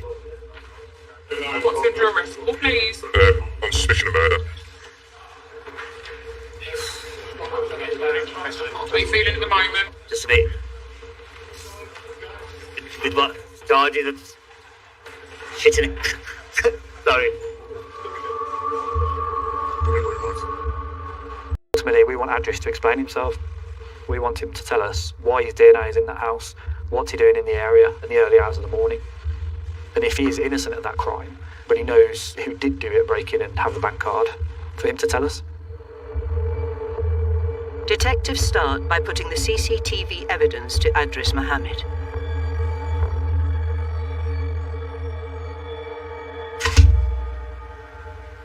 Okay, so this is going down Spires Lane towards the Co-op and towards Manor Lane. The first one is at 0513 at 36 Manor Lane, so not far away. Is that you? No comment. And then you have the figure returning at 0600. Is that you? No comment. So one of the problems is that David's house is not caught on CCTV, so we've had to identify the cameras that are nearest to his house on Manor Lane. So this person goes past this camera on Manor Lane towards David Varlo's house. David's house is here. This person doesn't go past this camera. And then half an hour later, we're going past the same camera again. That is the only person that makes that movement. The figure heads back to the Co-op at Spires Lane, and he's got hood up, and he's seen on the footage at the Co-op at 0602, and they're using the cash point. And they check the balance, and then they withdraw £250. Is that you? No comment. Have you got the PIN number for that card? No comment. Have you used force to take it from him? No comment. Have you put any type of restraint on Mr. Barlow? No comment. In relation to the other times that the stolen card's used over the next 10 days, there's over 300 incidents where it's used, and we believe there's various people that have been using it. So, have you given that card to anyone else? No comment. There's a lot of CCTV footage for all the transactions the card's been used at. Got one here from Diamond Travel on Dudley Road. There's a female on the image. Do you recognise her? No comment. There's a male in brown trousers, dark blue gilet next to her. There you get a view of the top of the male's face, which I would say is similar to you. He appears to be a short male. On your custody record, it details you've been about 5'4". Is that right? No comment. When you do live in that world and you have that lifestyle, it's not uncommon for people to sell stolen bank cards. You know, he owes a debt and he's using that card to repay a drugs debt. Another explanation might be, did Adris hand that card off to kind of throw us off the scent somewhat? Try and put the blame on someone else? Adris Mohammed had no phone on him when he was arrested. But in a bid to link his movements to the CCTV evidence, digital media investigator Mark Hilton has been searching for any numbers that may be his. Police systems and other systems accessible by the police has come up with a number finishing in 377 that's linked to Adris Mohammed. Some months prior to this incident, he actually used this phone number to call police and report some antisocial behaviour, giving his name and obviously that phone number. When we identify a phone number, we can apply for phone data. And what can sit within that data is where that phone number was when it was making and receiving calls and incoming and outgoing SMS messages. If the device is moving and therefore connecting to different cell masts as it's on the move, then we can successfully map where that A to B point is. So I want to see the location around the 3rd of November. And we can see immediately activations on these cell masts in the early hours. The blue marker there is Adris's home address. 5:19, there's a ping in Halesowen in the area of the deceased address, which is obviously the offence location and a key time for our victim's murder.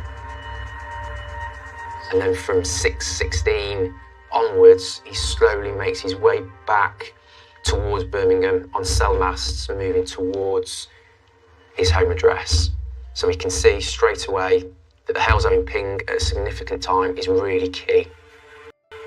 Looking further back into Adris Mohammed's phone usage data, Mark discovers something else.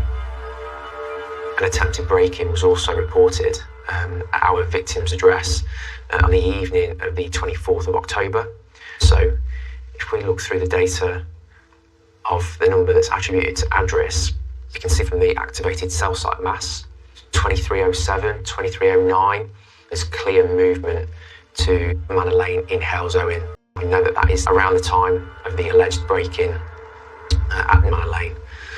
But then after this time, we can see at 119, the cell site's activated by that phone, moving away from Halesowen and back towards the Birmingham area. So it's planned, because it shows that there's a recce of that address on the 24th. Then on the 3rd, Adris Mohammed has gone with purpose, with intent on the 3rd. He knows where he's going. He's gone specifically straight to that address, to that location, and committed the crime he has on an elderly, vulnerable man.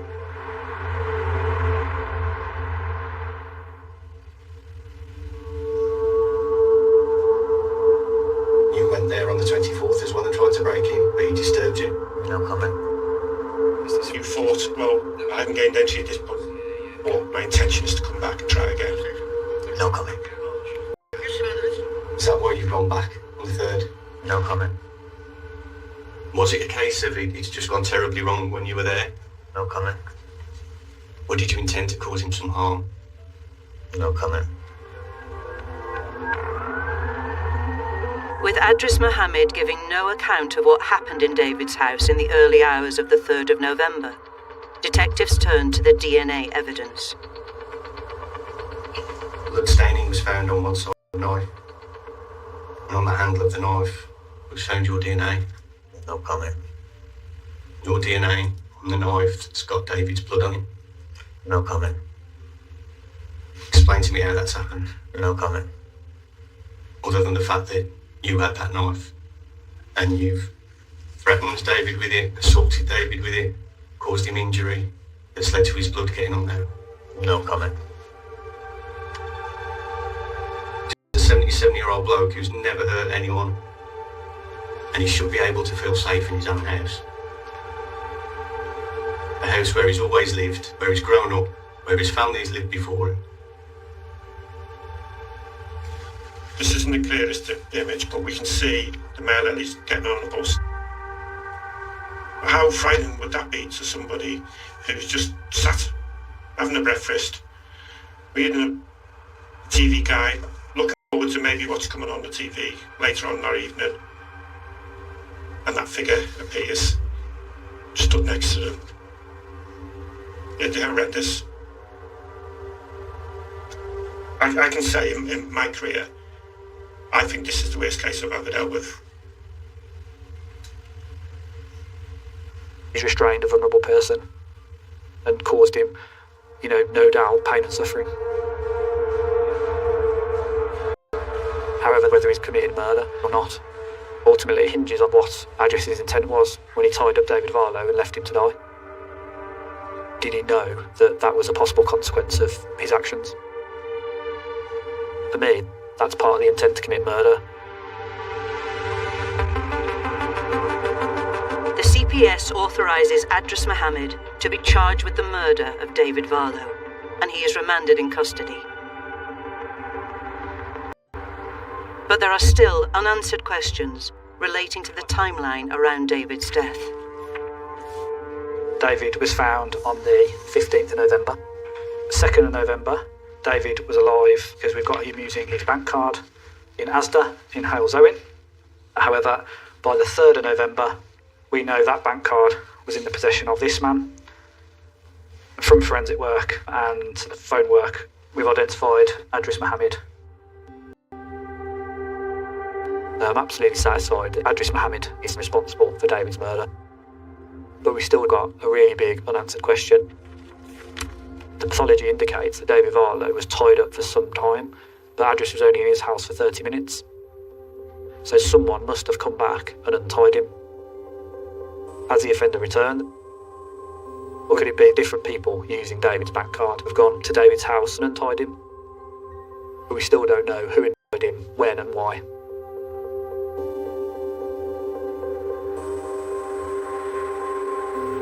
To interrogate Adris Mohammed's movements from the time the crime was committed until the discovery of David's body, Mark further analyses his phone data. We know that he's in and around his home address from the 4th of November to the 5th of November, where at 17:57 there's very fast movement from a cell mast in Birmingham up towards Wolverhampton, which is much quicker than you would see on the conventional foot or bike or even by car at that time. Rail inquiries reveal CCTV at New Street train station in Birmingham. And then we can also see 18:30, he arrives in the area of Stafford, where he continues to use his phone, connecting to masts in and around his ex-partner's home address. And then on the 11th of November, there's movement on cell masts back towards Birmingham. And then we can see the Halesowen ping. So there's a confirmed hit in the Halesowen area, which is the deceased's address. And the mapping now is overwhelming in terms of the fact that it shows him moving by train on the 11th back down from Stafford to the offence location at Halesowen.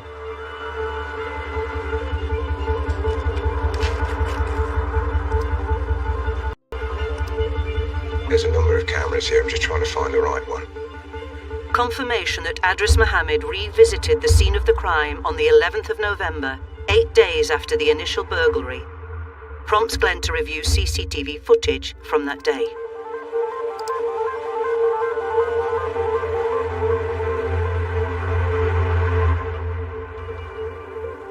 Oh, this is interesting.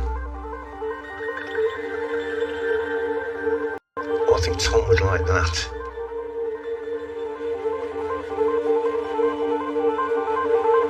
I think this is Adris Mohammed. But there's two people at the cash machine. This is a complete shock because I was only expecting one person. The one at the cash machine looks like the same height as Adris, but the one standing behind him, he looks a lot taller than who we think is Adris. There's two people. That means potentially, there was another person involved. The team can now focus on the pair's movements. So this is a few doors down from David Varlow's address, and we can see two males walking away from David's address. And they haven't appeared in any of the footage the other side of David's. So the hypothesis is that they've gone to David's address, they've come out half an hour later and walked up the road towards the cash machine. This means basically that a second person has gone to the address with Adris. So have they gone inside? Have they moved the body? Have they untied David? So we need to identify that person because potentially, he's involved in this murder. Not only does the CCTV reveal a second person at the cash point, but further financial inquiries reveal that the card they were using was different to the original one stolen from David. One of David's expired cards was used on the evening of the 11th going into the 12th of November. We know that card wasn't used before the night of the 11th and early morning of the 12th. If it had been stolen in the initial burglary, then why didn't they use it earlier? The question for me is, has Adris confided in someone about this murder, and has someone returned to the scene with Adris to assist him? What I'm doing now is going through our intelligence systems, looking at Adris Mohammed's associates to see if any of them match that person that we've got on CCTV. And we've identified this male, O'Shea Swan. He's considerably taller than Adris Mohammed. And looking at his facial features, his height, his broadness, he matches the person on the CCTV at the cash machine. Looking at his associates and looking at Adris's associates, they kind of mix in the same circles of people with drug-related lifestyles. So we need to get O'Shea Swan in custody to understand his involvement. O'Shea Swan is arrested, and his home searched for any evidence he accompanied Adris Mohammed on the night of the 11th of November. O'Shea, so you've been arrested this morning from your home address. Right. After I arrested you, obviously a search of your room took place, and police officers have recovered 3 handsets. What phone did you own? Was it the 821 or was it the other number you gave us? No, it would have been the 821.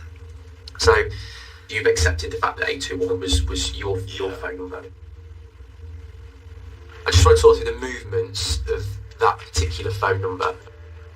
On the 11th of November, approximately 1837, it's in the area of Alston Street, an address that you frequent. But after that time, there's not a lot of activity until 3 seconds after midnight on the 12th. It's in the area, Halesowen at Manor Lane, which is our address. Okay, and as we've seen the CCTV, it fits with that. Yeah. But you're saying to us that you did not go to that address with Adris Mohammed on the 11th. Okay. As well as being suspected of burglary and fraud, Swan has also been arrested on the more serious crime of assisting an offender in a murder case. Our hypothesis is that the person who burgled the house on the 3rd of November has tied up David Barlow. On the 11th into the 12th of November, 2 people have gone back, okay? And the assistant offender is because the second person who went into that address, if they went in and possibly untied him and moved him, is assisted with either trying to conceal it or trying to hide the body or whatever they've tried to do. So are you still saying to me, Mark, that you did not go to the lair? You didn't go there. You did not go to that address. That isn't you in the CCTV, and it wasn't you in possession of that phone. No.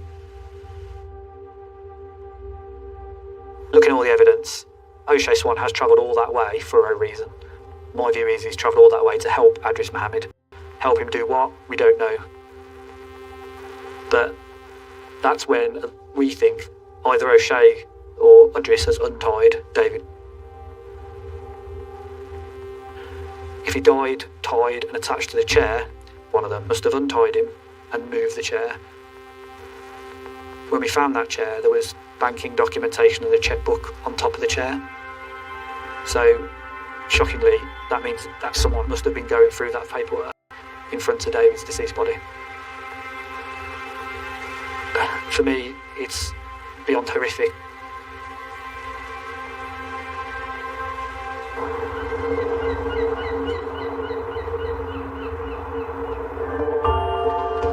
Tom and Joe meet to decide on the evidence they'll put to the CPS for a charging decision against O'Shea Swan. We haven't actually got any forensic evidence for O'Shea, like to put him inside the premises. Yeah. But that's not to say that he's not been in there. We're never going to know what O'Shea knew was going on inside that house. And ultimately, because we can't place O'Shea in the house through forensics, witnesses or CCTV, we can't ask CPS to authorise a charge of assisting offender. So the plan with O'Shea is that we're going to go for a charge of burglary and then fraud using David's bank card at the cash machine with Adris. The verdict turns on how the judge and the jury interpret the evidence. For Adris, was it intentional, a murder, or was it manslaughter, or a burglary that went wrong? It's just a real awful and such a sad case.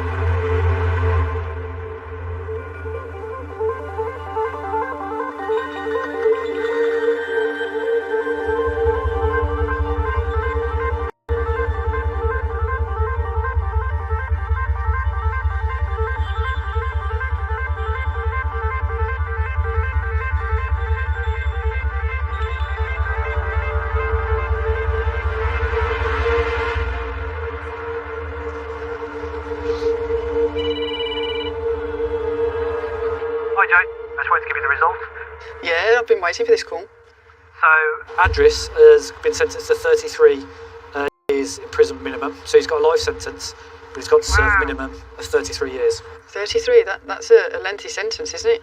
It is, it's really, really good. It just shows the jury, when they found him guilty, they, believe that Adris did have intent. The intent was there to murder David.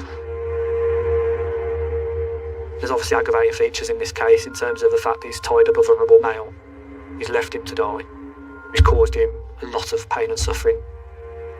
But Adris Mohammed is off the street for 33 years and he won't be able to do this to anyone else. Forensics played a huge part in identifying the offender in this case with regards to DNA testing.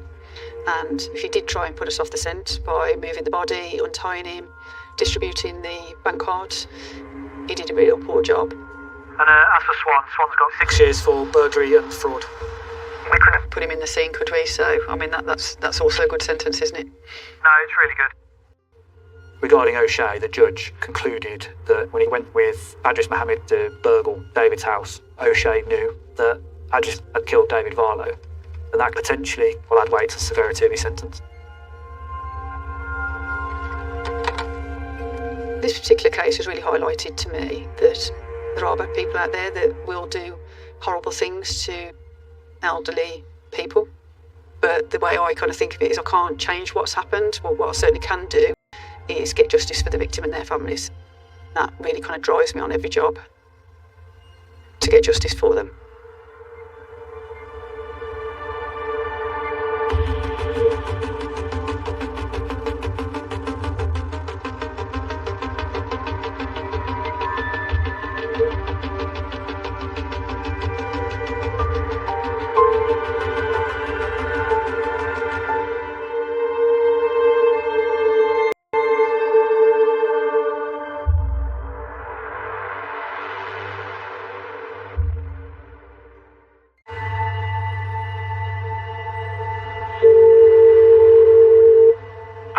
Is the patient breathing? We can't tell. We're trying to get into the room. You can't open the door. Can you not break the door down or anything? I think the person is lying in front of the door.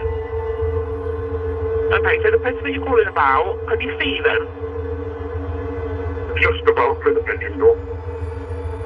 There's blood everywhere. It looks like the person has been stabbed.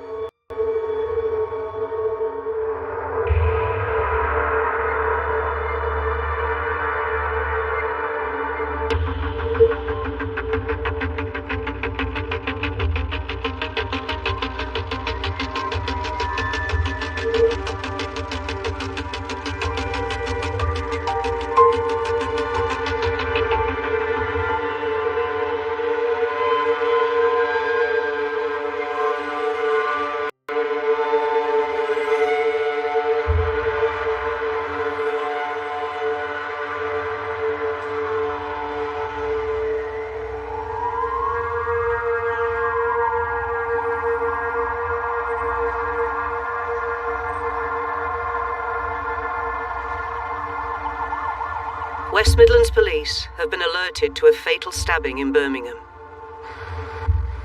Forensic investigator Cara Nichols-Parkin is dispatched to assess the scene. I've been working in forensics for 22 years now. I've dealt with hundreds of serious incidents. And unfortunately, a lot of murders. It's our job to go in there and identify who's responsible. We have to piece together what the forensic evidence is showing us.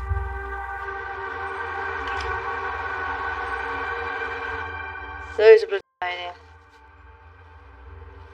Blood drops all around the stairs. The team head to the bedroom, where emergency services discovered a body. The man is identified as 30-year-old Kenneth Ford, the tenant of the property. Really heavy blood stain here. There's just so much blood in here. Cara starts by examining the victim for evidence of what could have happened. He's got quite a lot of injuries. Whether the injuries in his head are from a tool of some sort, it's hard to say. He's got bruising around his knuckles and everything, so I suspect he's fought back at some point. He got lots of defensive wounds to his hands, which just shows that the attack would be going on for some time. We'll get his fingers and hands done first, and then we'll swab his black eye, in case obviously that was done with a fist. Swabs are taken from the victim to check for the presence of anyone else's DNA. There's nothing to suggest that this was a robbery or anything like that. Does he know the person that's committed the offence? We need to find out what's happened. With a violent killer at large, police start urgent door-to-door inquiries. I don't suppose you've heard any disorder over the last evening, this morning, I think? Slightly more from somebody's... I can't really give you too much information. Have you seen or heard any disturbance over the road at all? Nothing. Nothing at all? Let's have seen it up here and going back. Yeah. Alright, no worries. Thank you guys for your help. Have you heard anything in there today? Yeah, What time was that roughly? Could you hear anything in particular?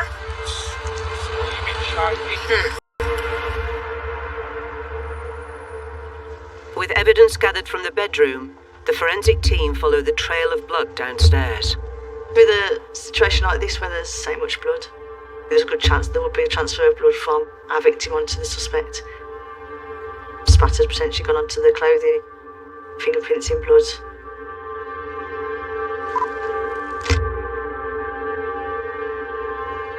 There's some stain on the floor and a lot of blood down here. Did it start down here and move up there? Or has it been moving between the two? The scene is secured for further forensic analysis, and Kenneth's body is removed for post-mortem. Quick chat, man. Officers at the scene identify the man who called the ambulance. Basically, I had a call saying that, you need to call an ambulance for Ken. Something's happened. And I said, well, you call the ambulance if he's not in a good state. He goes, no, I've gone. Can I ask who that was, mate? His name's Gary O'Neill. I'm just seeing if I can get any more. Yeah, An officer checks the police national database of all known offenders in the UK. Gary O'Neill, Peacock, got you? That's going to be him.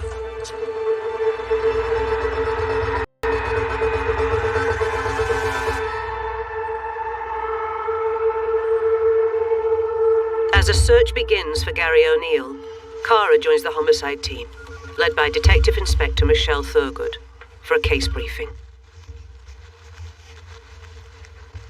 Morning, everybody. This briefing this morning is in relation to the murder of Kenneth Ford. A phone call was made to a friend of the deceased from Gary O'Neill saying that Kenneth needed an ambulance. I'll just run you through the scene we've got. So the front door leads into the lounge. There's a sofa that's underneath these stairs here. There's a lot of blood staining around that area.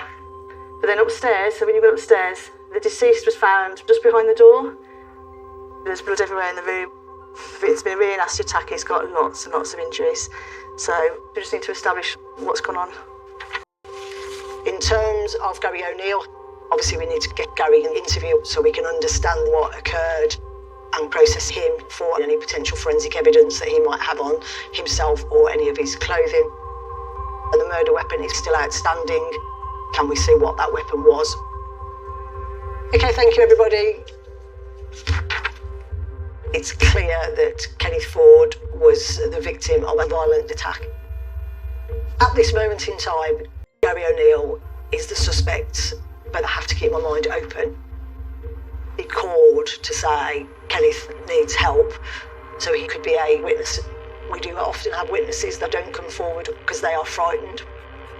We need to eliminate the fact that anybody else could be responsible. So if we can just walk the street, yeah. I'm just lining from the centre of the road under the vehicles. We'll do the drains last. A team of 8 specialist search officers is deployed to comb the square mile surrounding the crime scene in search of the murder weapon or any other forensic evidence that could identify the killer. With no sign of Gary O'Neill in the local area, officers begin to trace his card transactions, looking at where he's used it within the last 24 hours. We can see where he's used his bank card. That can be financial transactions in shops, restaurants, or it can be use at cash points and ATMs. We can literally track any kind of expenditure that he's doing. Gary's financial records reveal that he bought a coach ticket in the early hours of the morning, before Kenneth was found dead. Up to 15 coaches leave Birmingham Station every hour to destinations throughout the country. He could be going anywhere all over the country. Our concern is that he's going somewhere where there's a port, where he can then continue his journey and leave the UK entirely. Authorization is granted to access Gary O'Neill's phone so that officers can analyse his cell site data. Overnight, the cell site used to be around the offence location, and then I haven't seen a trace of his phone until 15:52 today, and it's in Carlisle. Carlisle sits 200 miles north of Birmingham. When somebody's using the internet or social media platforms, or whether they're making actual phone calls, they're connected to a mast. All of that phone data can be tracked. But he's now moving away from Carlisle. He's following the M6. Yeah, he's tracking up the M6 now. Already past Lockerbie. So he's heading to Scotland. Yeah. This is a serious point in the investigation. If Gary O'Neill committed this offence, he's a dangerous man. We need to arrest Gary and get him into police custody.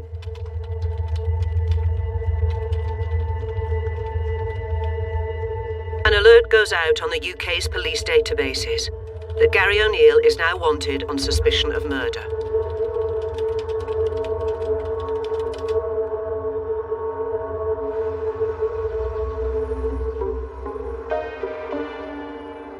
With bloodstains suggesting Kenneth was assaulted in different parts of the house, blood pattern analyst Phil Field is sent to the crime scene to determine how the attack unfolded. He starts by examining the bloodstains downstairs. My role as a blood pattern analyst is to really examine the distribution of blood and determine what kind of activities within the scene might have occurred to produce that blood staining. A blood pattern can tell numerous stories. Clearly, to support the view the injured party may well have been assaulted whilst sitting in this seat.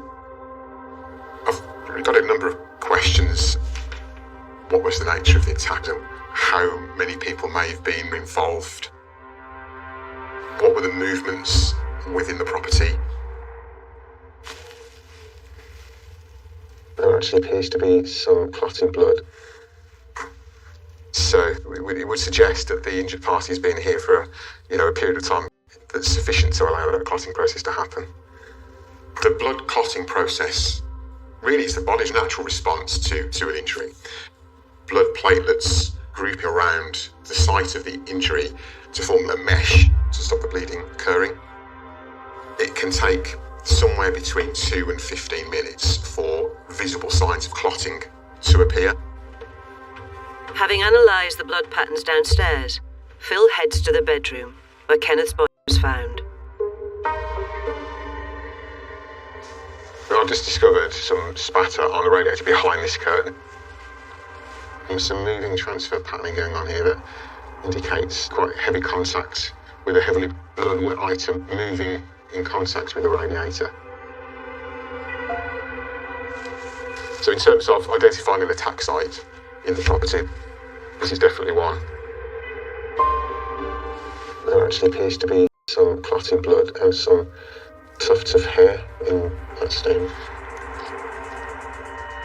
The blood within this region provides really good evidence that this attack has occurred whilst the victim's injuries have already begun to form clotting blood. So his injuries have actually been sustained at least several minutes earlier. If I were to hypothesise, I'd be saying he's bled a lot here and then made his way upstairs where he's really taken more of a beating. The different sites of clotted blood suggest that Kenneth was attacked over an extended period of time.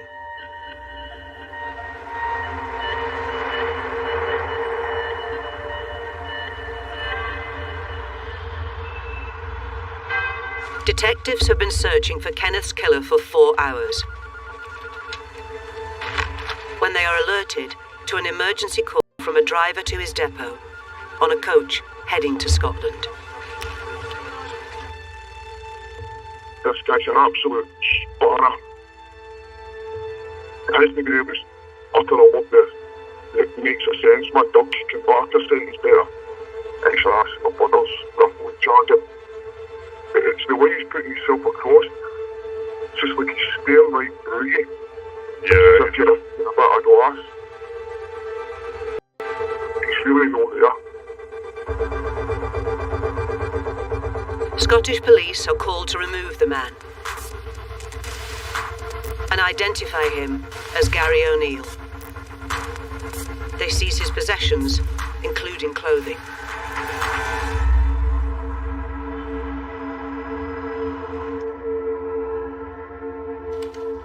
I'm just looking to get a better understanding of who the suspect is in this case. With Gary detained, Lisa turns to Kenneth's social media accounts to work out whether there's a connection between the two men. We can do work then around their Facebook and things like that and see how closely linked they are.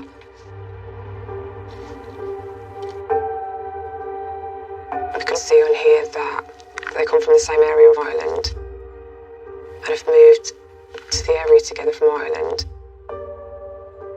This video was taken by Kenneth on the 27th, just a few hours before he's killed. Now, this is just my house. Don't like this over. Don't get me wrong, I've only moved in. Carpet's going to be changed. When Kenneth is showing us around the house, he's really proud of himself. He's proud that this is his home. He shows us the sofas in the living room where all the blood is found at the scene. And he takes us up the stairs. Now, that's the 2 beds. This is what Gary was used. As you can see, it's a big room of Gaten. What is surprising about this video is that it looks like Gary and the deceased have been friends, like really good friends, and he wants to share this house with Gary. Right, now this is room number 1, so Gary. You can hear his voice and he's happy, he's proud, and he's looking forward to living with his friend. Now, that's the 2 beds. This is what Gary. Yeah, within 12 hours, something's happened that's ended up with Kenneth being killed. And I genuinely can't understand what would warrant this sort of attack on your friend.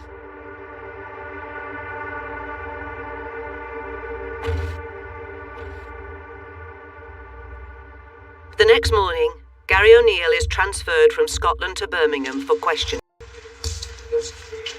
Step over here, please, mate. There you go. Can I have your name, please? Gary O'Neill. And the offence is reversible, please. Murder. You've got to remember why you're here. No, we don't. We're here on suspicion of murder. You said I was here for murder. Suspicion of murder. That's the offence. Gary, if you understand, obviously murders is a serious allegation to put towards someone. So having you under arrest, okay, means we can interview you and we can get your side of the story. We know there's two sides to every story. Okay. I'm going to ask you about your health and well-being. Do you suffer from any heart, epilepsy, asthma, diabetes or allergy? No. Okay. But I did have a blood clot to the brain 10 years ago. Okay. Any other physical medical condition? So what's that then, mate? You're a? Benzodiazepine. Do you have any injuries? So you can show me your hands. Okay. Right. In line with that then, Gary, I've heard what the officer's told me. What happened to the arrest is lawful and legal, and therefore I'm going to authorise your detention. 323.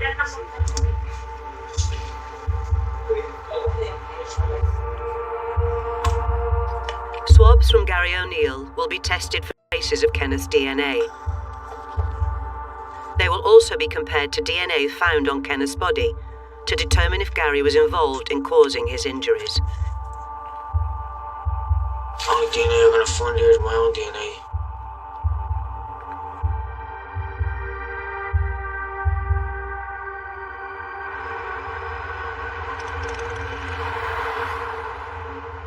In the forensics department, crime scene coordinator Cara receives the initial post-mortem report.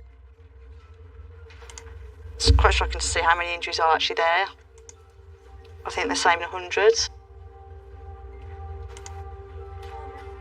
Just the sheer quantity of injuries was probably the most injuries I've ever seen. It's obviously gone on for some time and it's took a lot of effort to cause all those injuries. It was a sustained attack. Cause of death, attributing to the head and facial injuries, only compatible with an assault with an implement. And at least a few resemble injuries compatible with the end of a claw hammer. There you can see, the two injuries with the gap in between, which is consistent with the claw.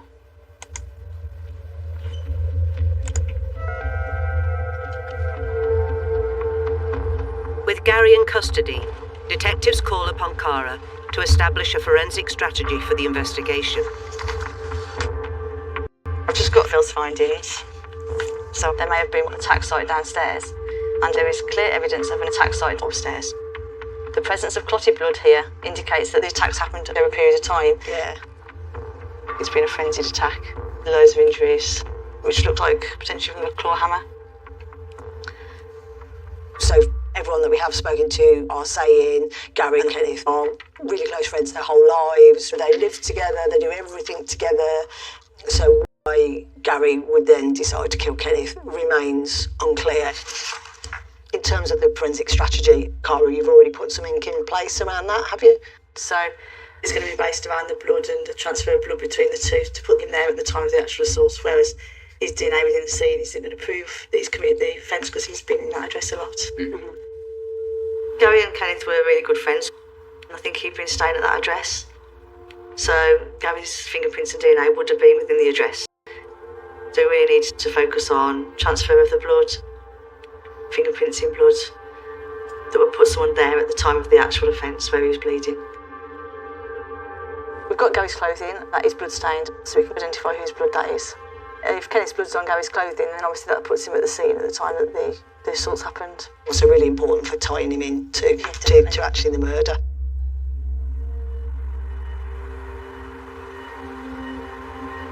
To determine whether Gary was present during the attack, Cara sends in a team of specialists to search for any fingerprints in blood at the scene.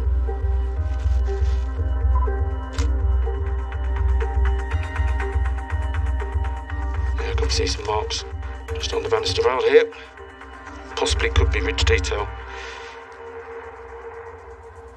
Having looked at it, I think it's going to be best if I just cut it off here and here, and actually get that treated in the lab. Due to the banister being on the stairs and that it's sort of circular in shape, it's quite difficult to actually photograph at the scene. So in this case, we decided to cut the banister out and send it into our fingerprint development lab. If they can find a fingerprint in the blood, it could reveal who killed Kenneth.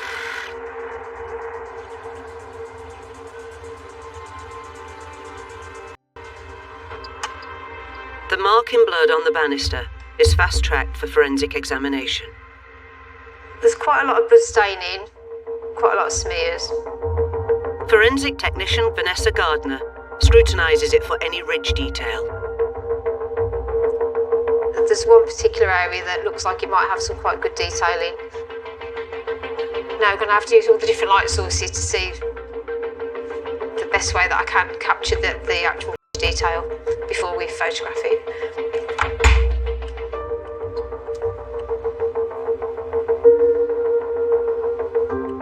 We can see the area of ridge detail in blood, and this filter is making the blood appear darker, so it's giving us more contrast. Next, the ridge detail is chemically treated with acid dye, which can make blood fluoresce to enhance any fingerprints.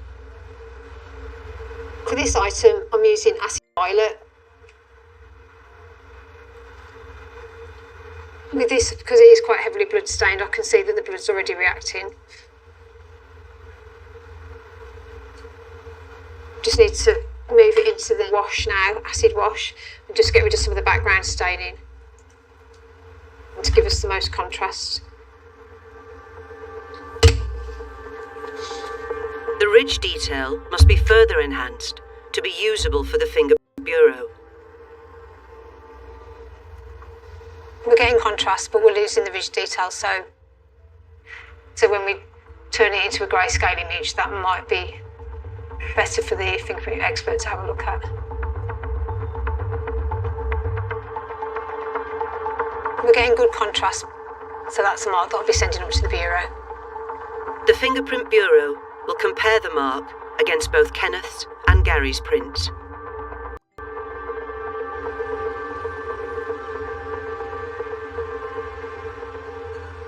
Detectives are still trying to establish whether Gary O'Neill was at the house on the night of the attack, and if he was alone.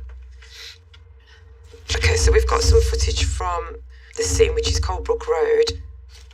They retrieve footage of the streets near Kenneth's house from the day he was killed. Kenneth Ford has been killed in a particularly brutal attack. We have no murder weapon and we have no forensic evidence to link the suspect to the scene at the time of the attack. There he is.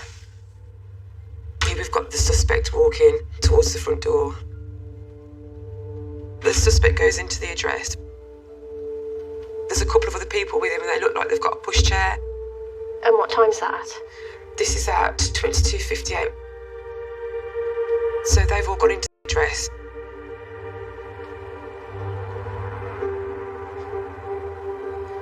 I think this is them leaving now. So now we're on 23:21. So they've been there about 22 minutes maybe altogether. And we can see the suspect and the person who we believe is the deceased in the doorway. Because he's quite tall, isn't he? He is tall. We've just got the suspect and the deceased left in the home address at that point. Yeah.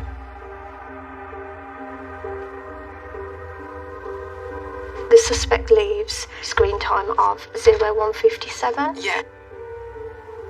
And then he looks to be a little bit worried about that. Yeah, definitely. Okay. So he walks off the other way, but the other way is a dead end.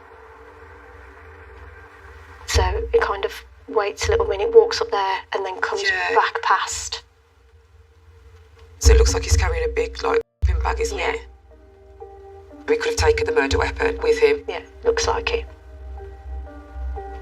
So in between the witnesses leaving and this time now, nobody else comes or goes to the address. This is a real breakthrough for us because this shows that no one else is in that property, just Kenneth and Gary, which obviously leads us to believe that no one else could be responsible for what's happened to Kenneth.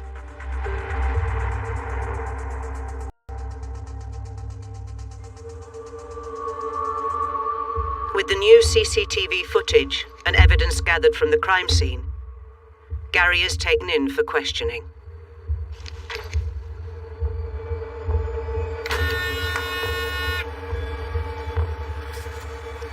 So, Gary, you were arrested on the offence of murder. The law states murder is where a person of sound mind and discretion unlawfully kills with intent to kill or cause grievous bodily harm. Did you commit murder against Kenneth Ford? No comment. Okay, Gary, so what I'm going to do is I'm going to show you some CCTV that we've recovered. Is that Ken that's come to the door there, Gary? No comment. We know when the unknown man and female had left that it is yourself and Kenneth in that property. Is that you? No comment. What looks like a shopping bag in your hand? No comment. Was Kenneth alive at that point? No comment. Okay. We're showing the photographs of injuries to Kenneth's head. They're not pleasant, okay? He's been subject to what appears to be a frenzied attack. Blunt force trauma on his head, other injuries on his torso. How has he got those? No comment. What weapon did you use to hurt Ken? No comment. What I'm going to show you now are photographs of the address. We have bedding that's heavily saturated in blood. You're nodding your head, and then you can see blood on what appears to be the door. Whose blood is that? No comment. Have there been any disputes between you and Ken? Were you angry? No comment. Whose blood is that on your clothing? No comment.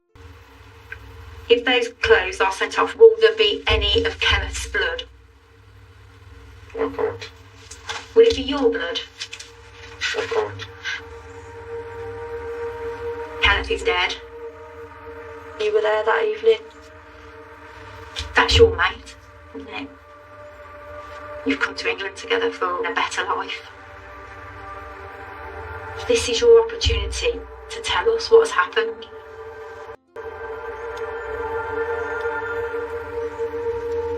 No comment. We'll conclude the interview now then. Gary O'Neill has given no account. If somebody is innocent, why would they choose not to raise an account? The CCTV confirms that he was at the house, but it doesn't prove that he is the person responsible for the death of Kenneth. What we need is forensic evidence that categorically shows that he committed the murder.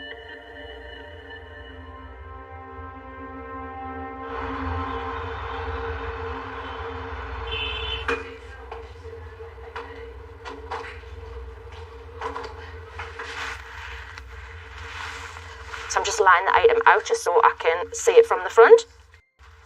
The top that Gary was wearing when he was arrested has been sent to a specialist laboratory to examine for blood. Straight away, I've found some red brown staining. So I'll test it using Castlemere and see if it gives a positive reaction. The faint spatter marks on Gary's top are tested using a filter paper. Next, a chemical mixture is added that contains phenolphthalein, followed by hydrogen peroxide. If blood is present, the chemical will react by turning pink. Pink reaction there, so that is a positive for blood.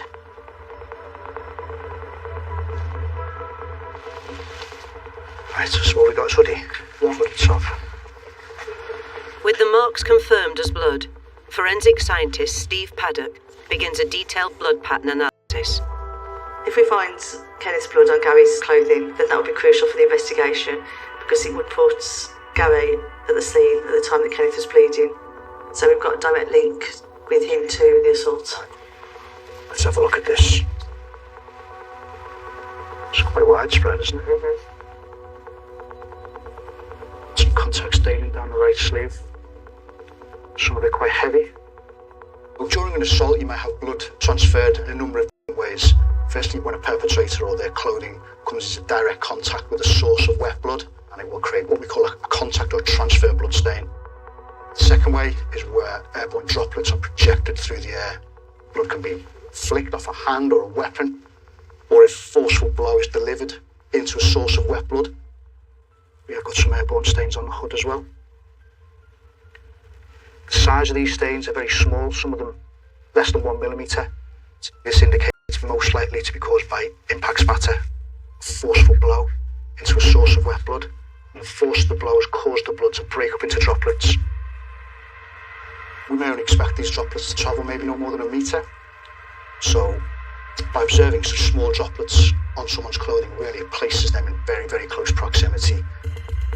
So in this allegation, we've got a suggestion the wearer has repeatedly struck an individual with a hammer. The victim's got blunt force injuries to his head. So to me, this impact spatter would be very much in keeping with that.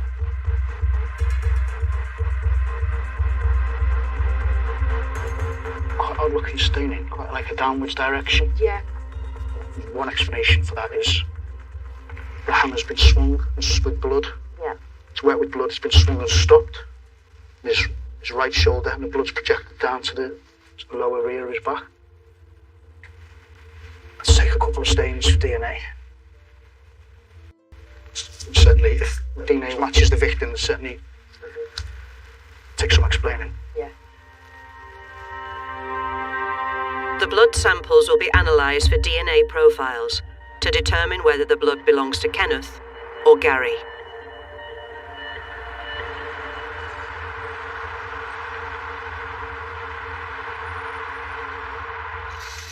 The ridge detail print, taken from the banister, has been expedited to fingerprint expert Claire Lynch. A match to Gary would prove that he was in the house at the time Kenneth was killed. We've got apparent friction ridge detail. Friction ridge detail is the little lines that we have on our fingers, is what allows us to identify somebody. So in this case, there is ridge flow. It's an indication to me that that's not necessarily a finger digit, but it's actually a piece of palm. On our palms, we have ridge flow. All of those ridges have characteristics, like a fingerprint. We're going to be looking at this area here on the palm, because between the digits on palms, the ridges flow underneath and make a loop pattern. So that is something we can use to identify somebody with. Before checking if Gary's fingerprints are a match, Claire first compares the image with Kenneth's prints to eliminate him.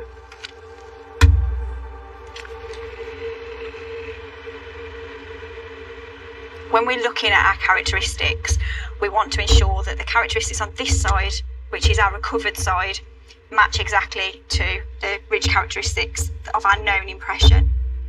Because this impression is apparently in blood, the quality of the impression is actually really quite poor. So we've got to be aware that some things may look a little bit thicker, a little bit chunky.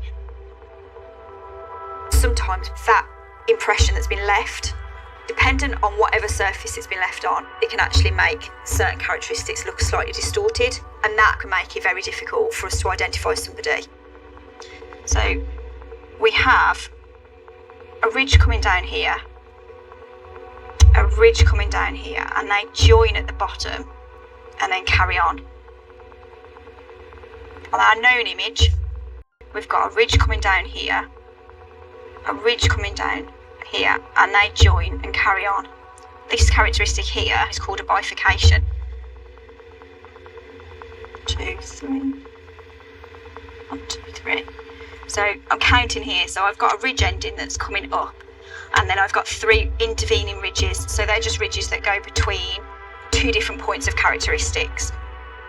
We call it coincidence sequence, and it's just where we have the same characteristics in the same placement from one to the other. It just takes one difference to say that it's not that person. So I'm satisfied that everything that I've marked from this impression is actually present in the fingerprint form. My conclusion is that it is an identification to the right palm of the deceased person. Confirmation that the fingerprint is Kenneth's means that detectives still need forensic evidence that places Gary at the scene at the time of the murder. In my opinion, from his own actions post-offence, Gary is the person responsible for the death of Kenneth. So it's really important we look at all the possible lines of inquiry to link Gary to the attack.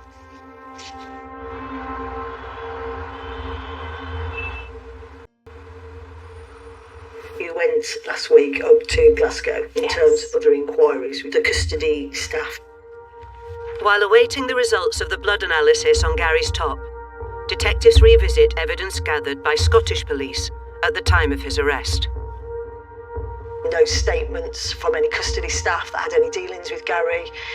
The CCTV from the custody block to show his demeanour, how he was reacting. All of that could be really crucial to the investigation. So we've got statements from the custody team. His initial comment was, "Why am I here?" And she said West Midlands Police were coming to collect him at some point to speak about a murder. And then he's asked, "Is the person dead?" And she said, "Well, if it's murder, then the person has to be dead." She said that he started to get really upset then with tears flowing down his face. And then he had said that they had some kind of falling out. Which is really, really interesting, bearing in mind he then went on to say no comment in interview. And then he's gone on to say, "How long do you get for murder?" And the lady's replied, "Well, anything up to life. It all depends on the circumstances." He's then said, "I wouldn't get done for murder if it was an accident." That statement is a really, really significant statement, isn't it? To have obtained. Yeah, Excellent. definitely. Gary may not have known whether Kenneth was dead. He did phone the witness and say get him help, which suggests potentially he didn't know.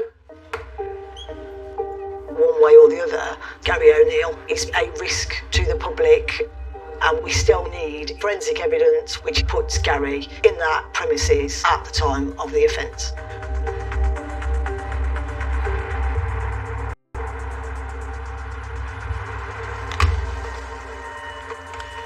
Scientist Steve Paddock receives the results from the blood found on Gary's top.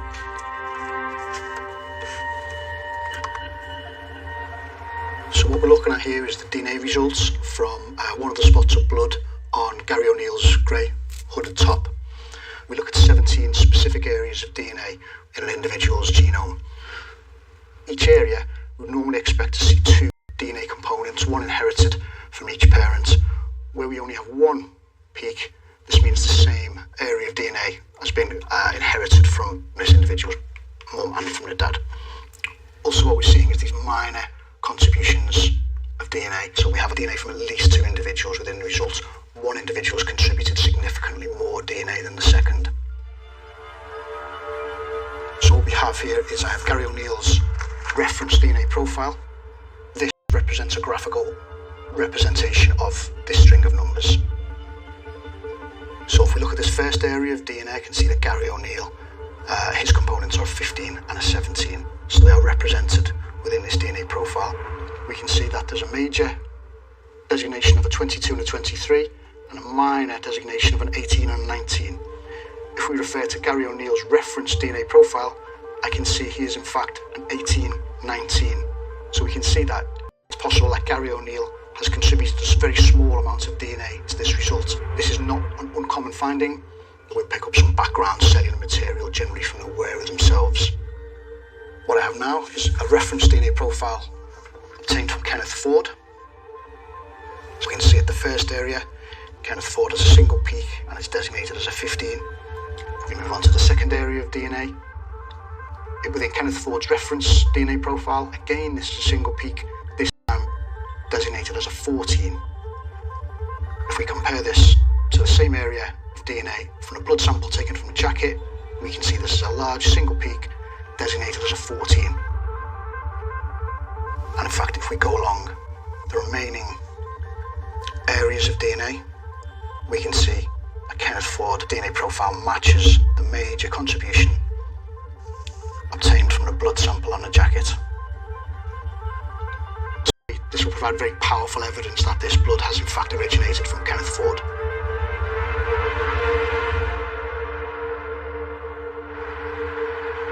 Confirmation that the blood on Gary's top belongs to Kenneth is the forensic evidence detectives need to charge him. Okay, we've gone to CPS with all the evidence, and CPS have authorised a charge for you. Your charge is for murder, so between the 27th of the 2nd, 22 and the 28th of the 2nd, 22 in the county of Birmingham, and murder for the country's common law. Okay, have you got any replies to that charge?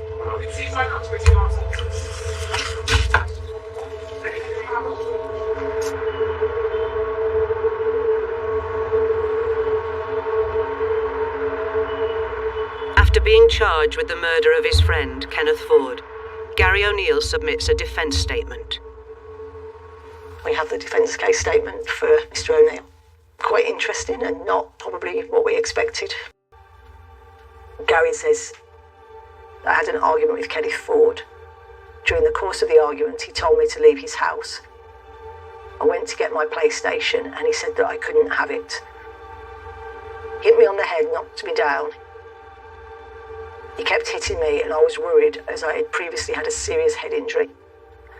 I tried to hit out to stop him but couldn't. I then picked up the hammer, which was on the floor in a tool bag. I hit him with the hammer to stop him from hurting me. I do not know how many times I hit him with the hammer. I remember hitting him downstairs, but I have no recollection of hitting him upstairs. I did not set out that evening to kill Kenneth Ford. I am sorry for what happened. The first point and the key point is he accepts causing the death of Kenneth. So, comparing what he says was the assault by Kenneth, what are his As far injuries? as I'm aware, I don't think he had one injury on him at all. He then talks about a psychiatric report whereby he talks about head injury sustained and finishes it off by saying, I will plead not guilty to murder, but guilty to manslaughter. This defence case statement has a huge impact on the investigation because we are now looking at a potential plea of manslaughter due to diminished responsibility.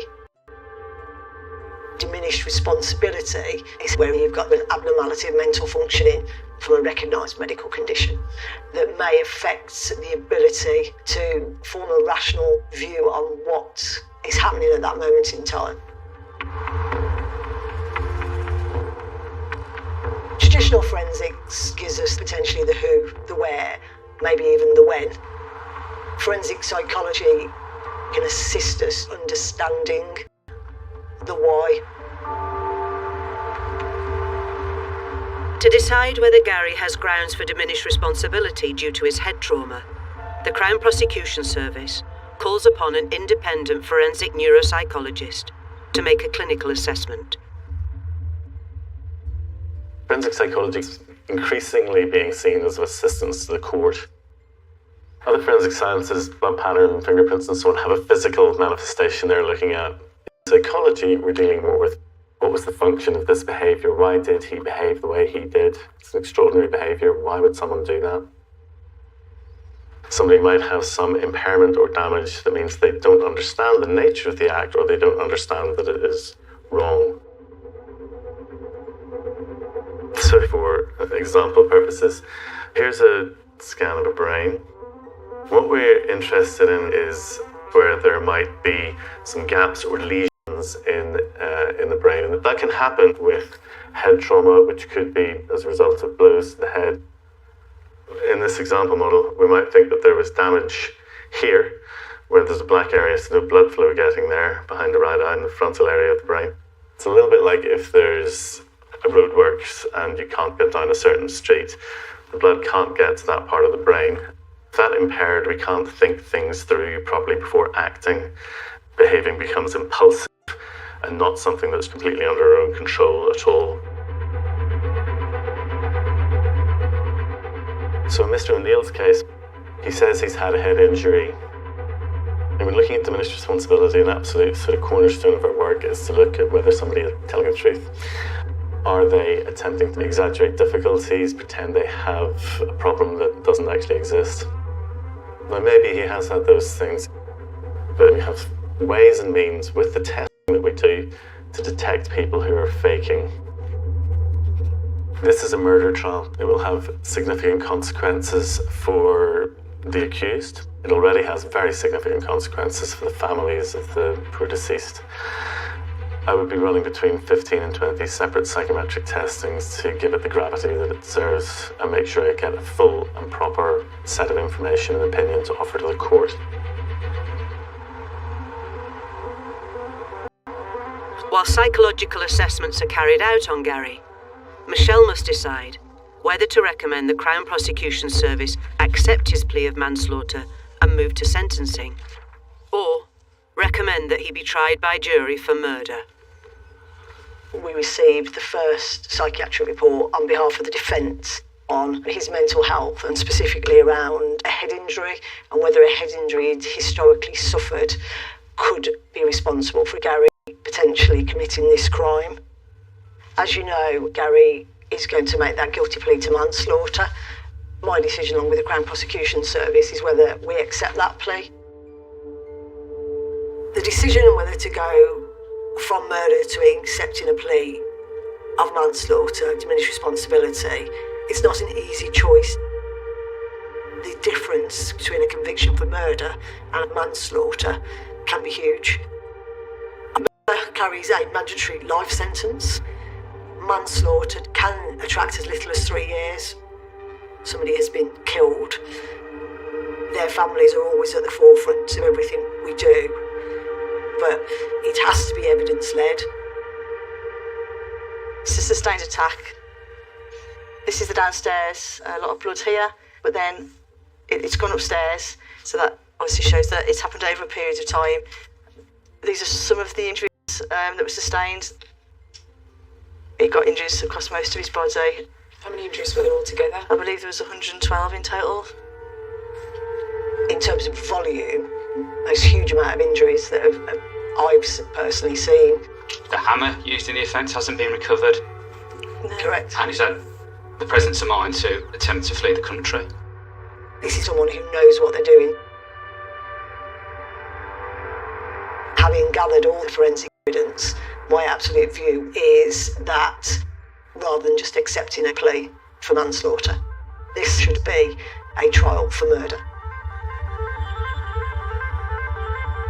After 17 hours of consultation over the course of 3 weeks, Dr. Green completes his assessments.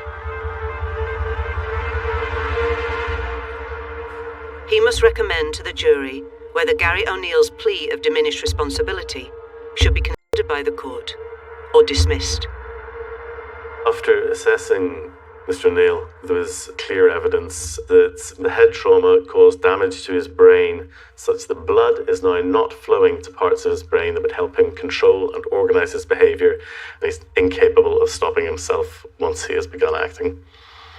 Across many of the tests, looking at his ability to weigh things up, he's scoring around the first percentile. This means that 99% of the population would be more able than Mr. O'Neill to plan their behaviour and understand the consequences of their actions. It's my opinion that a defence of diminished responsibility may well be open to Mr. O'Neill due to this organic damage to his brain, which were material to his behaviour at the time.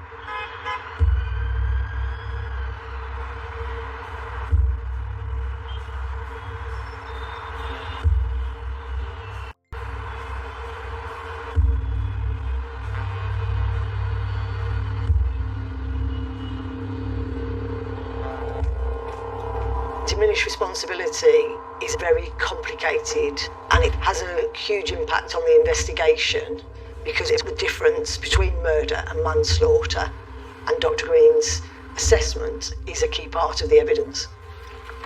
It's right and proper that the jury have the opportunity to consider the evidence and reach a verdict.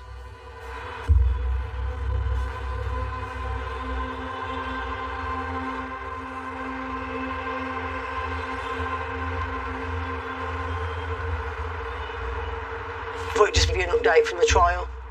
So Gary did give evidence, but says he doesn't remember what happened. Nothing at all? Nothing at all. The jury took the view that potentially brain trauma, that affects his ability to remember, and that affects his actions on the evening, and came back with a verdict of not guilty murder, which by natural default means he is guilty to manslaughter, diminished responsibility. Forensics led to him pleading guilty. We just haven't got the murder verdict, have we? Disappointing.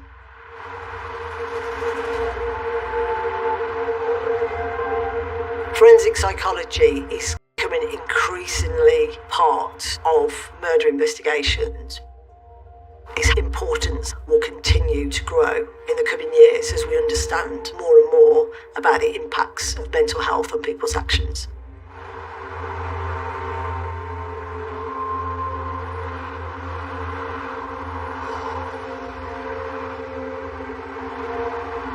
The jury verdict of guilty to manslaughter was obviously very hard for Kenny's family. It's just my house. Look at the size of it.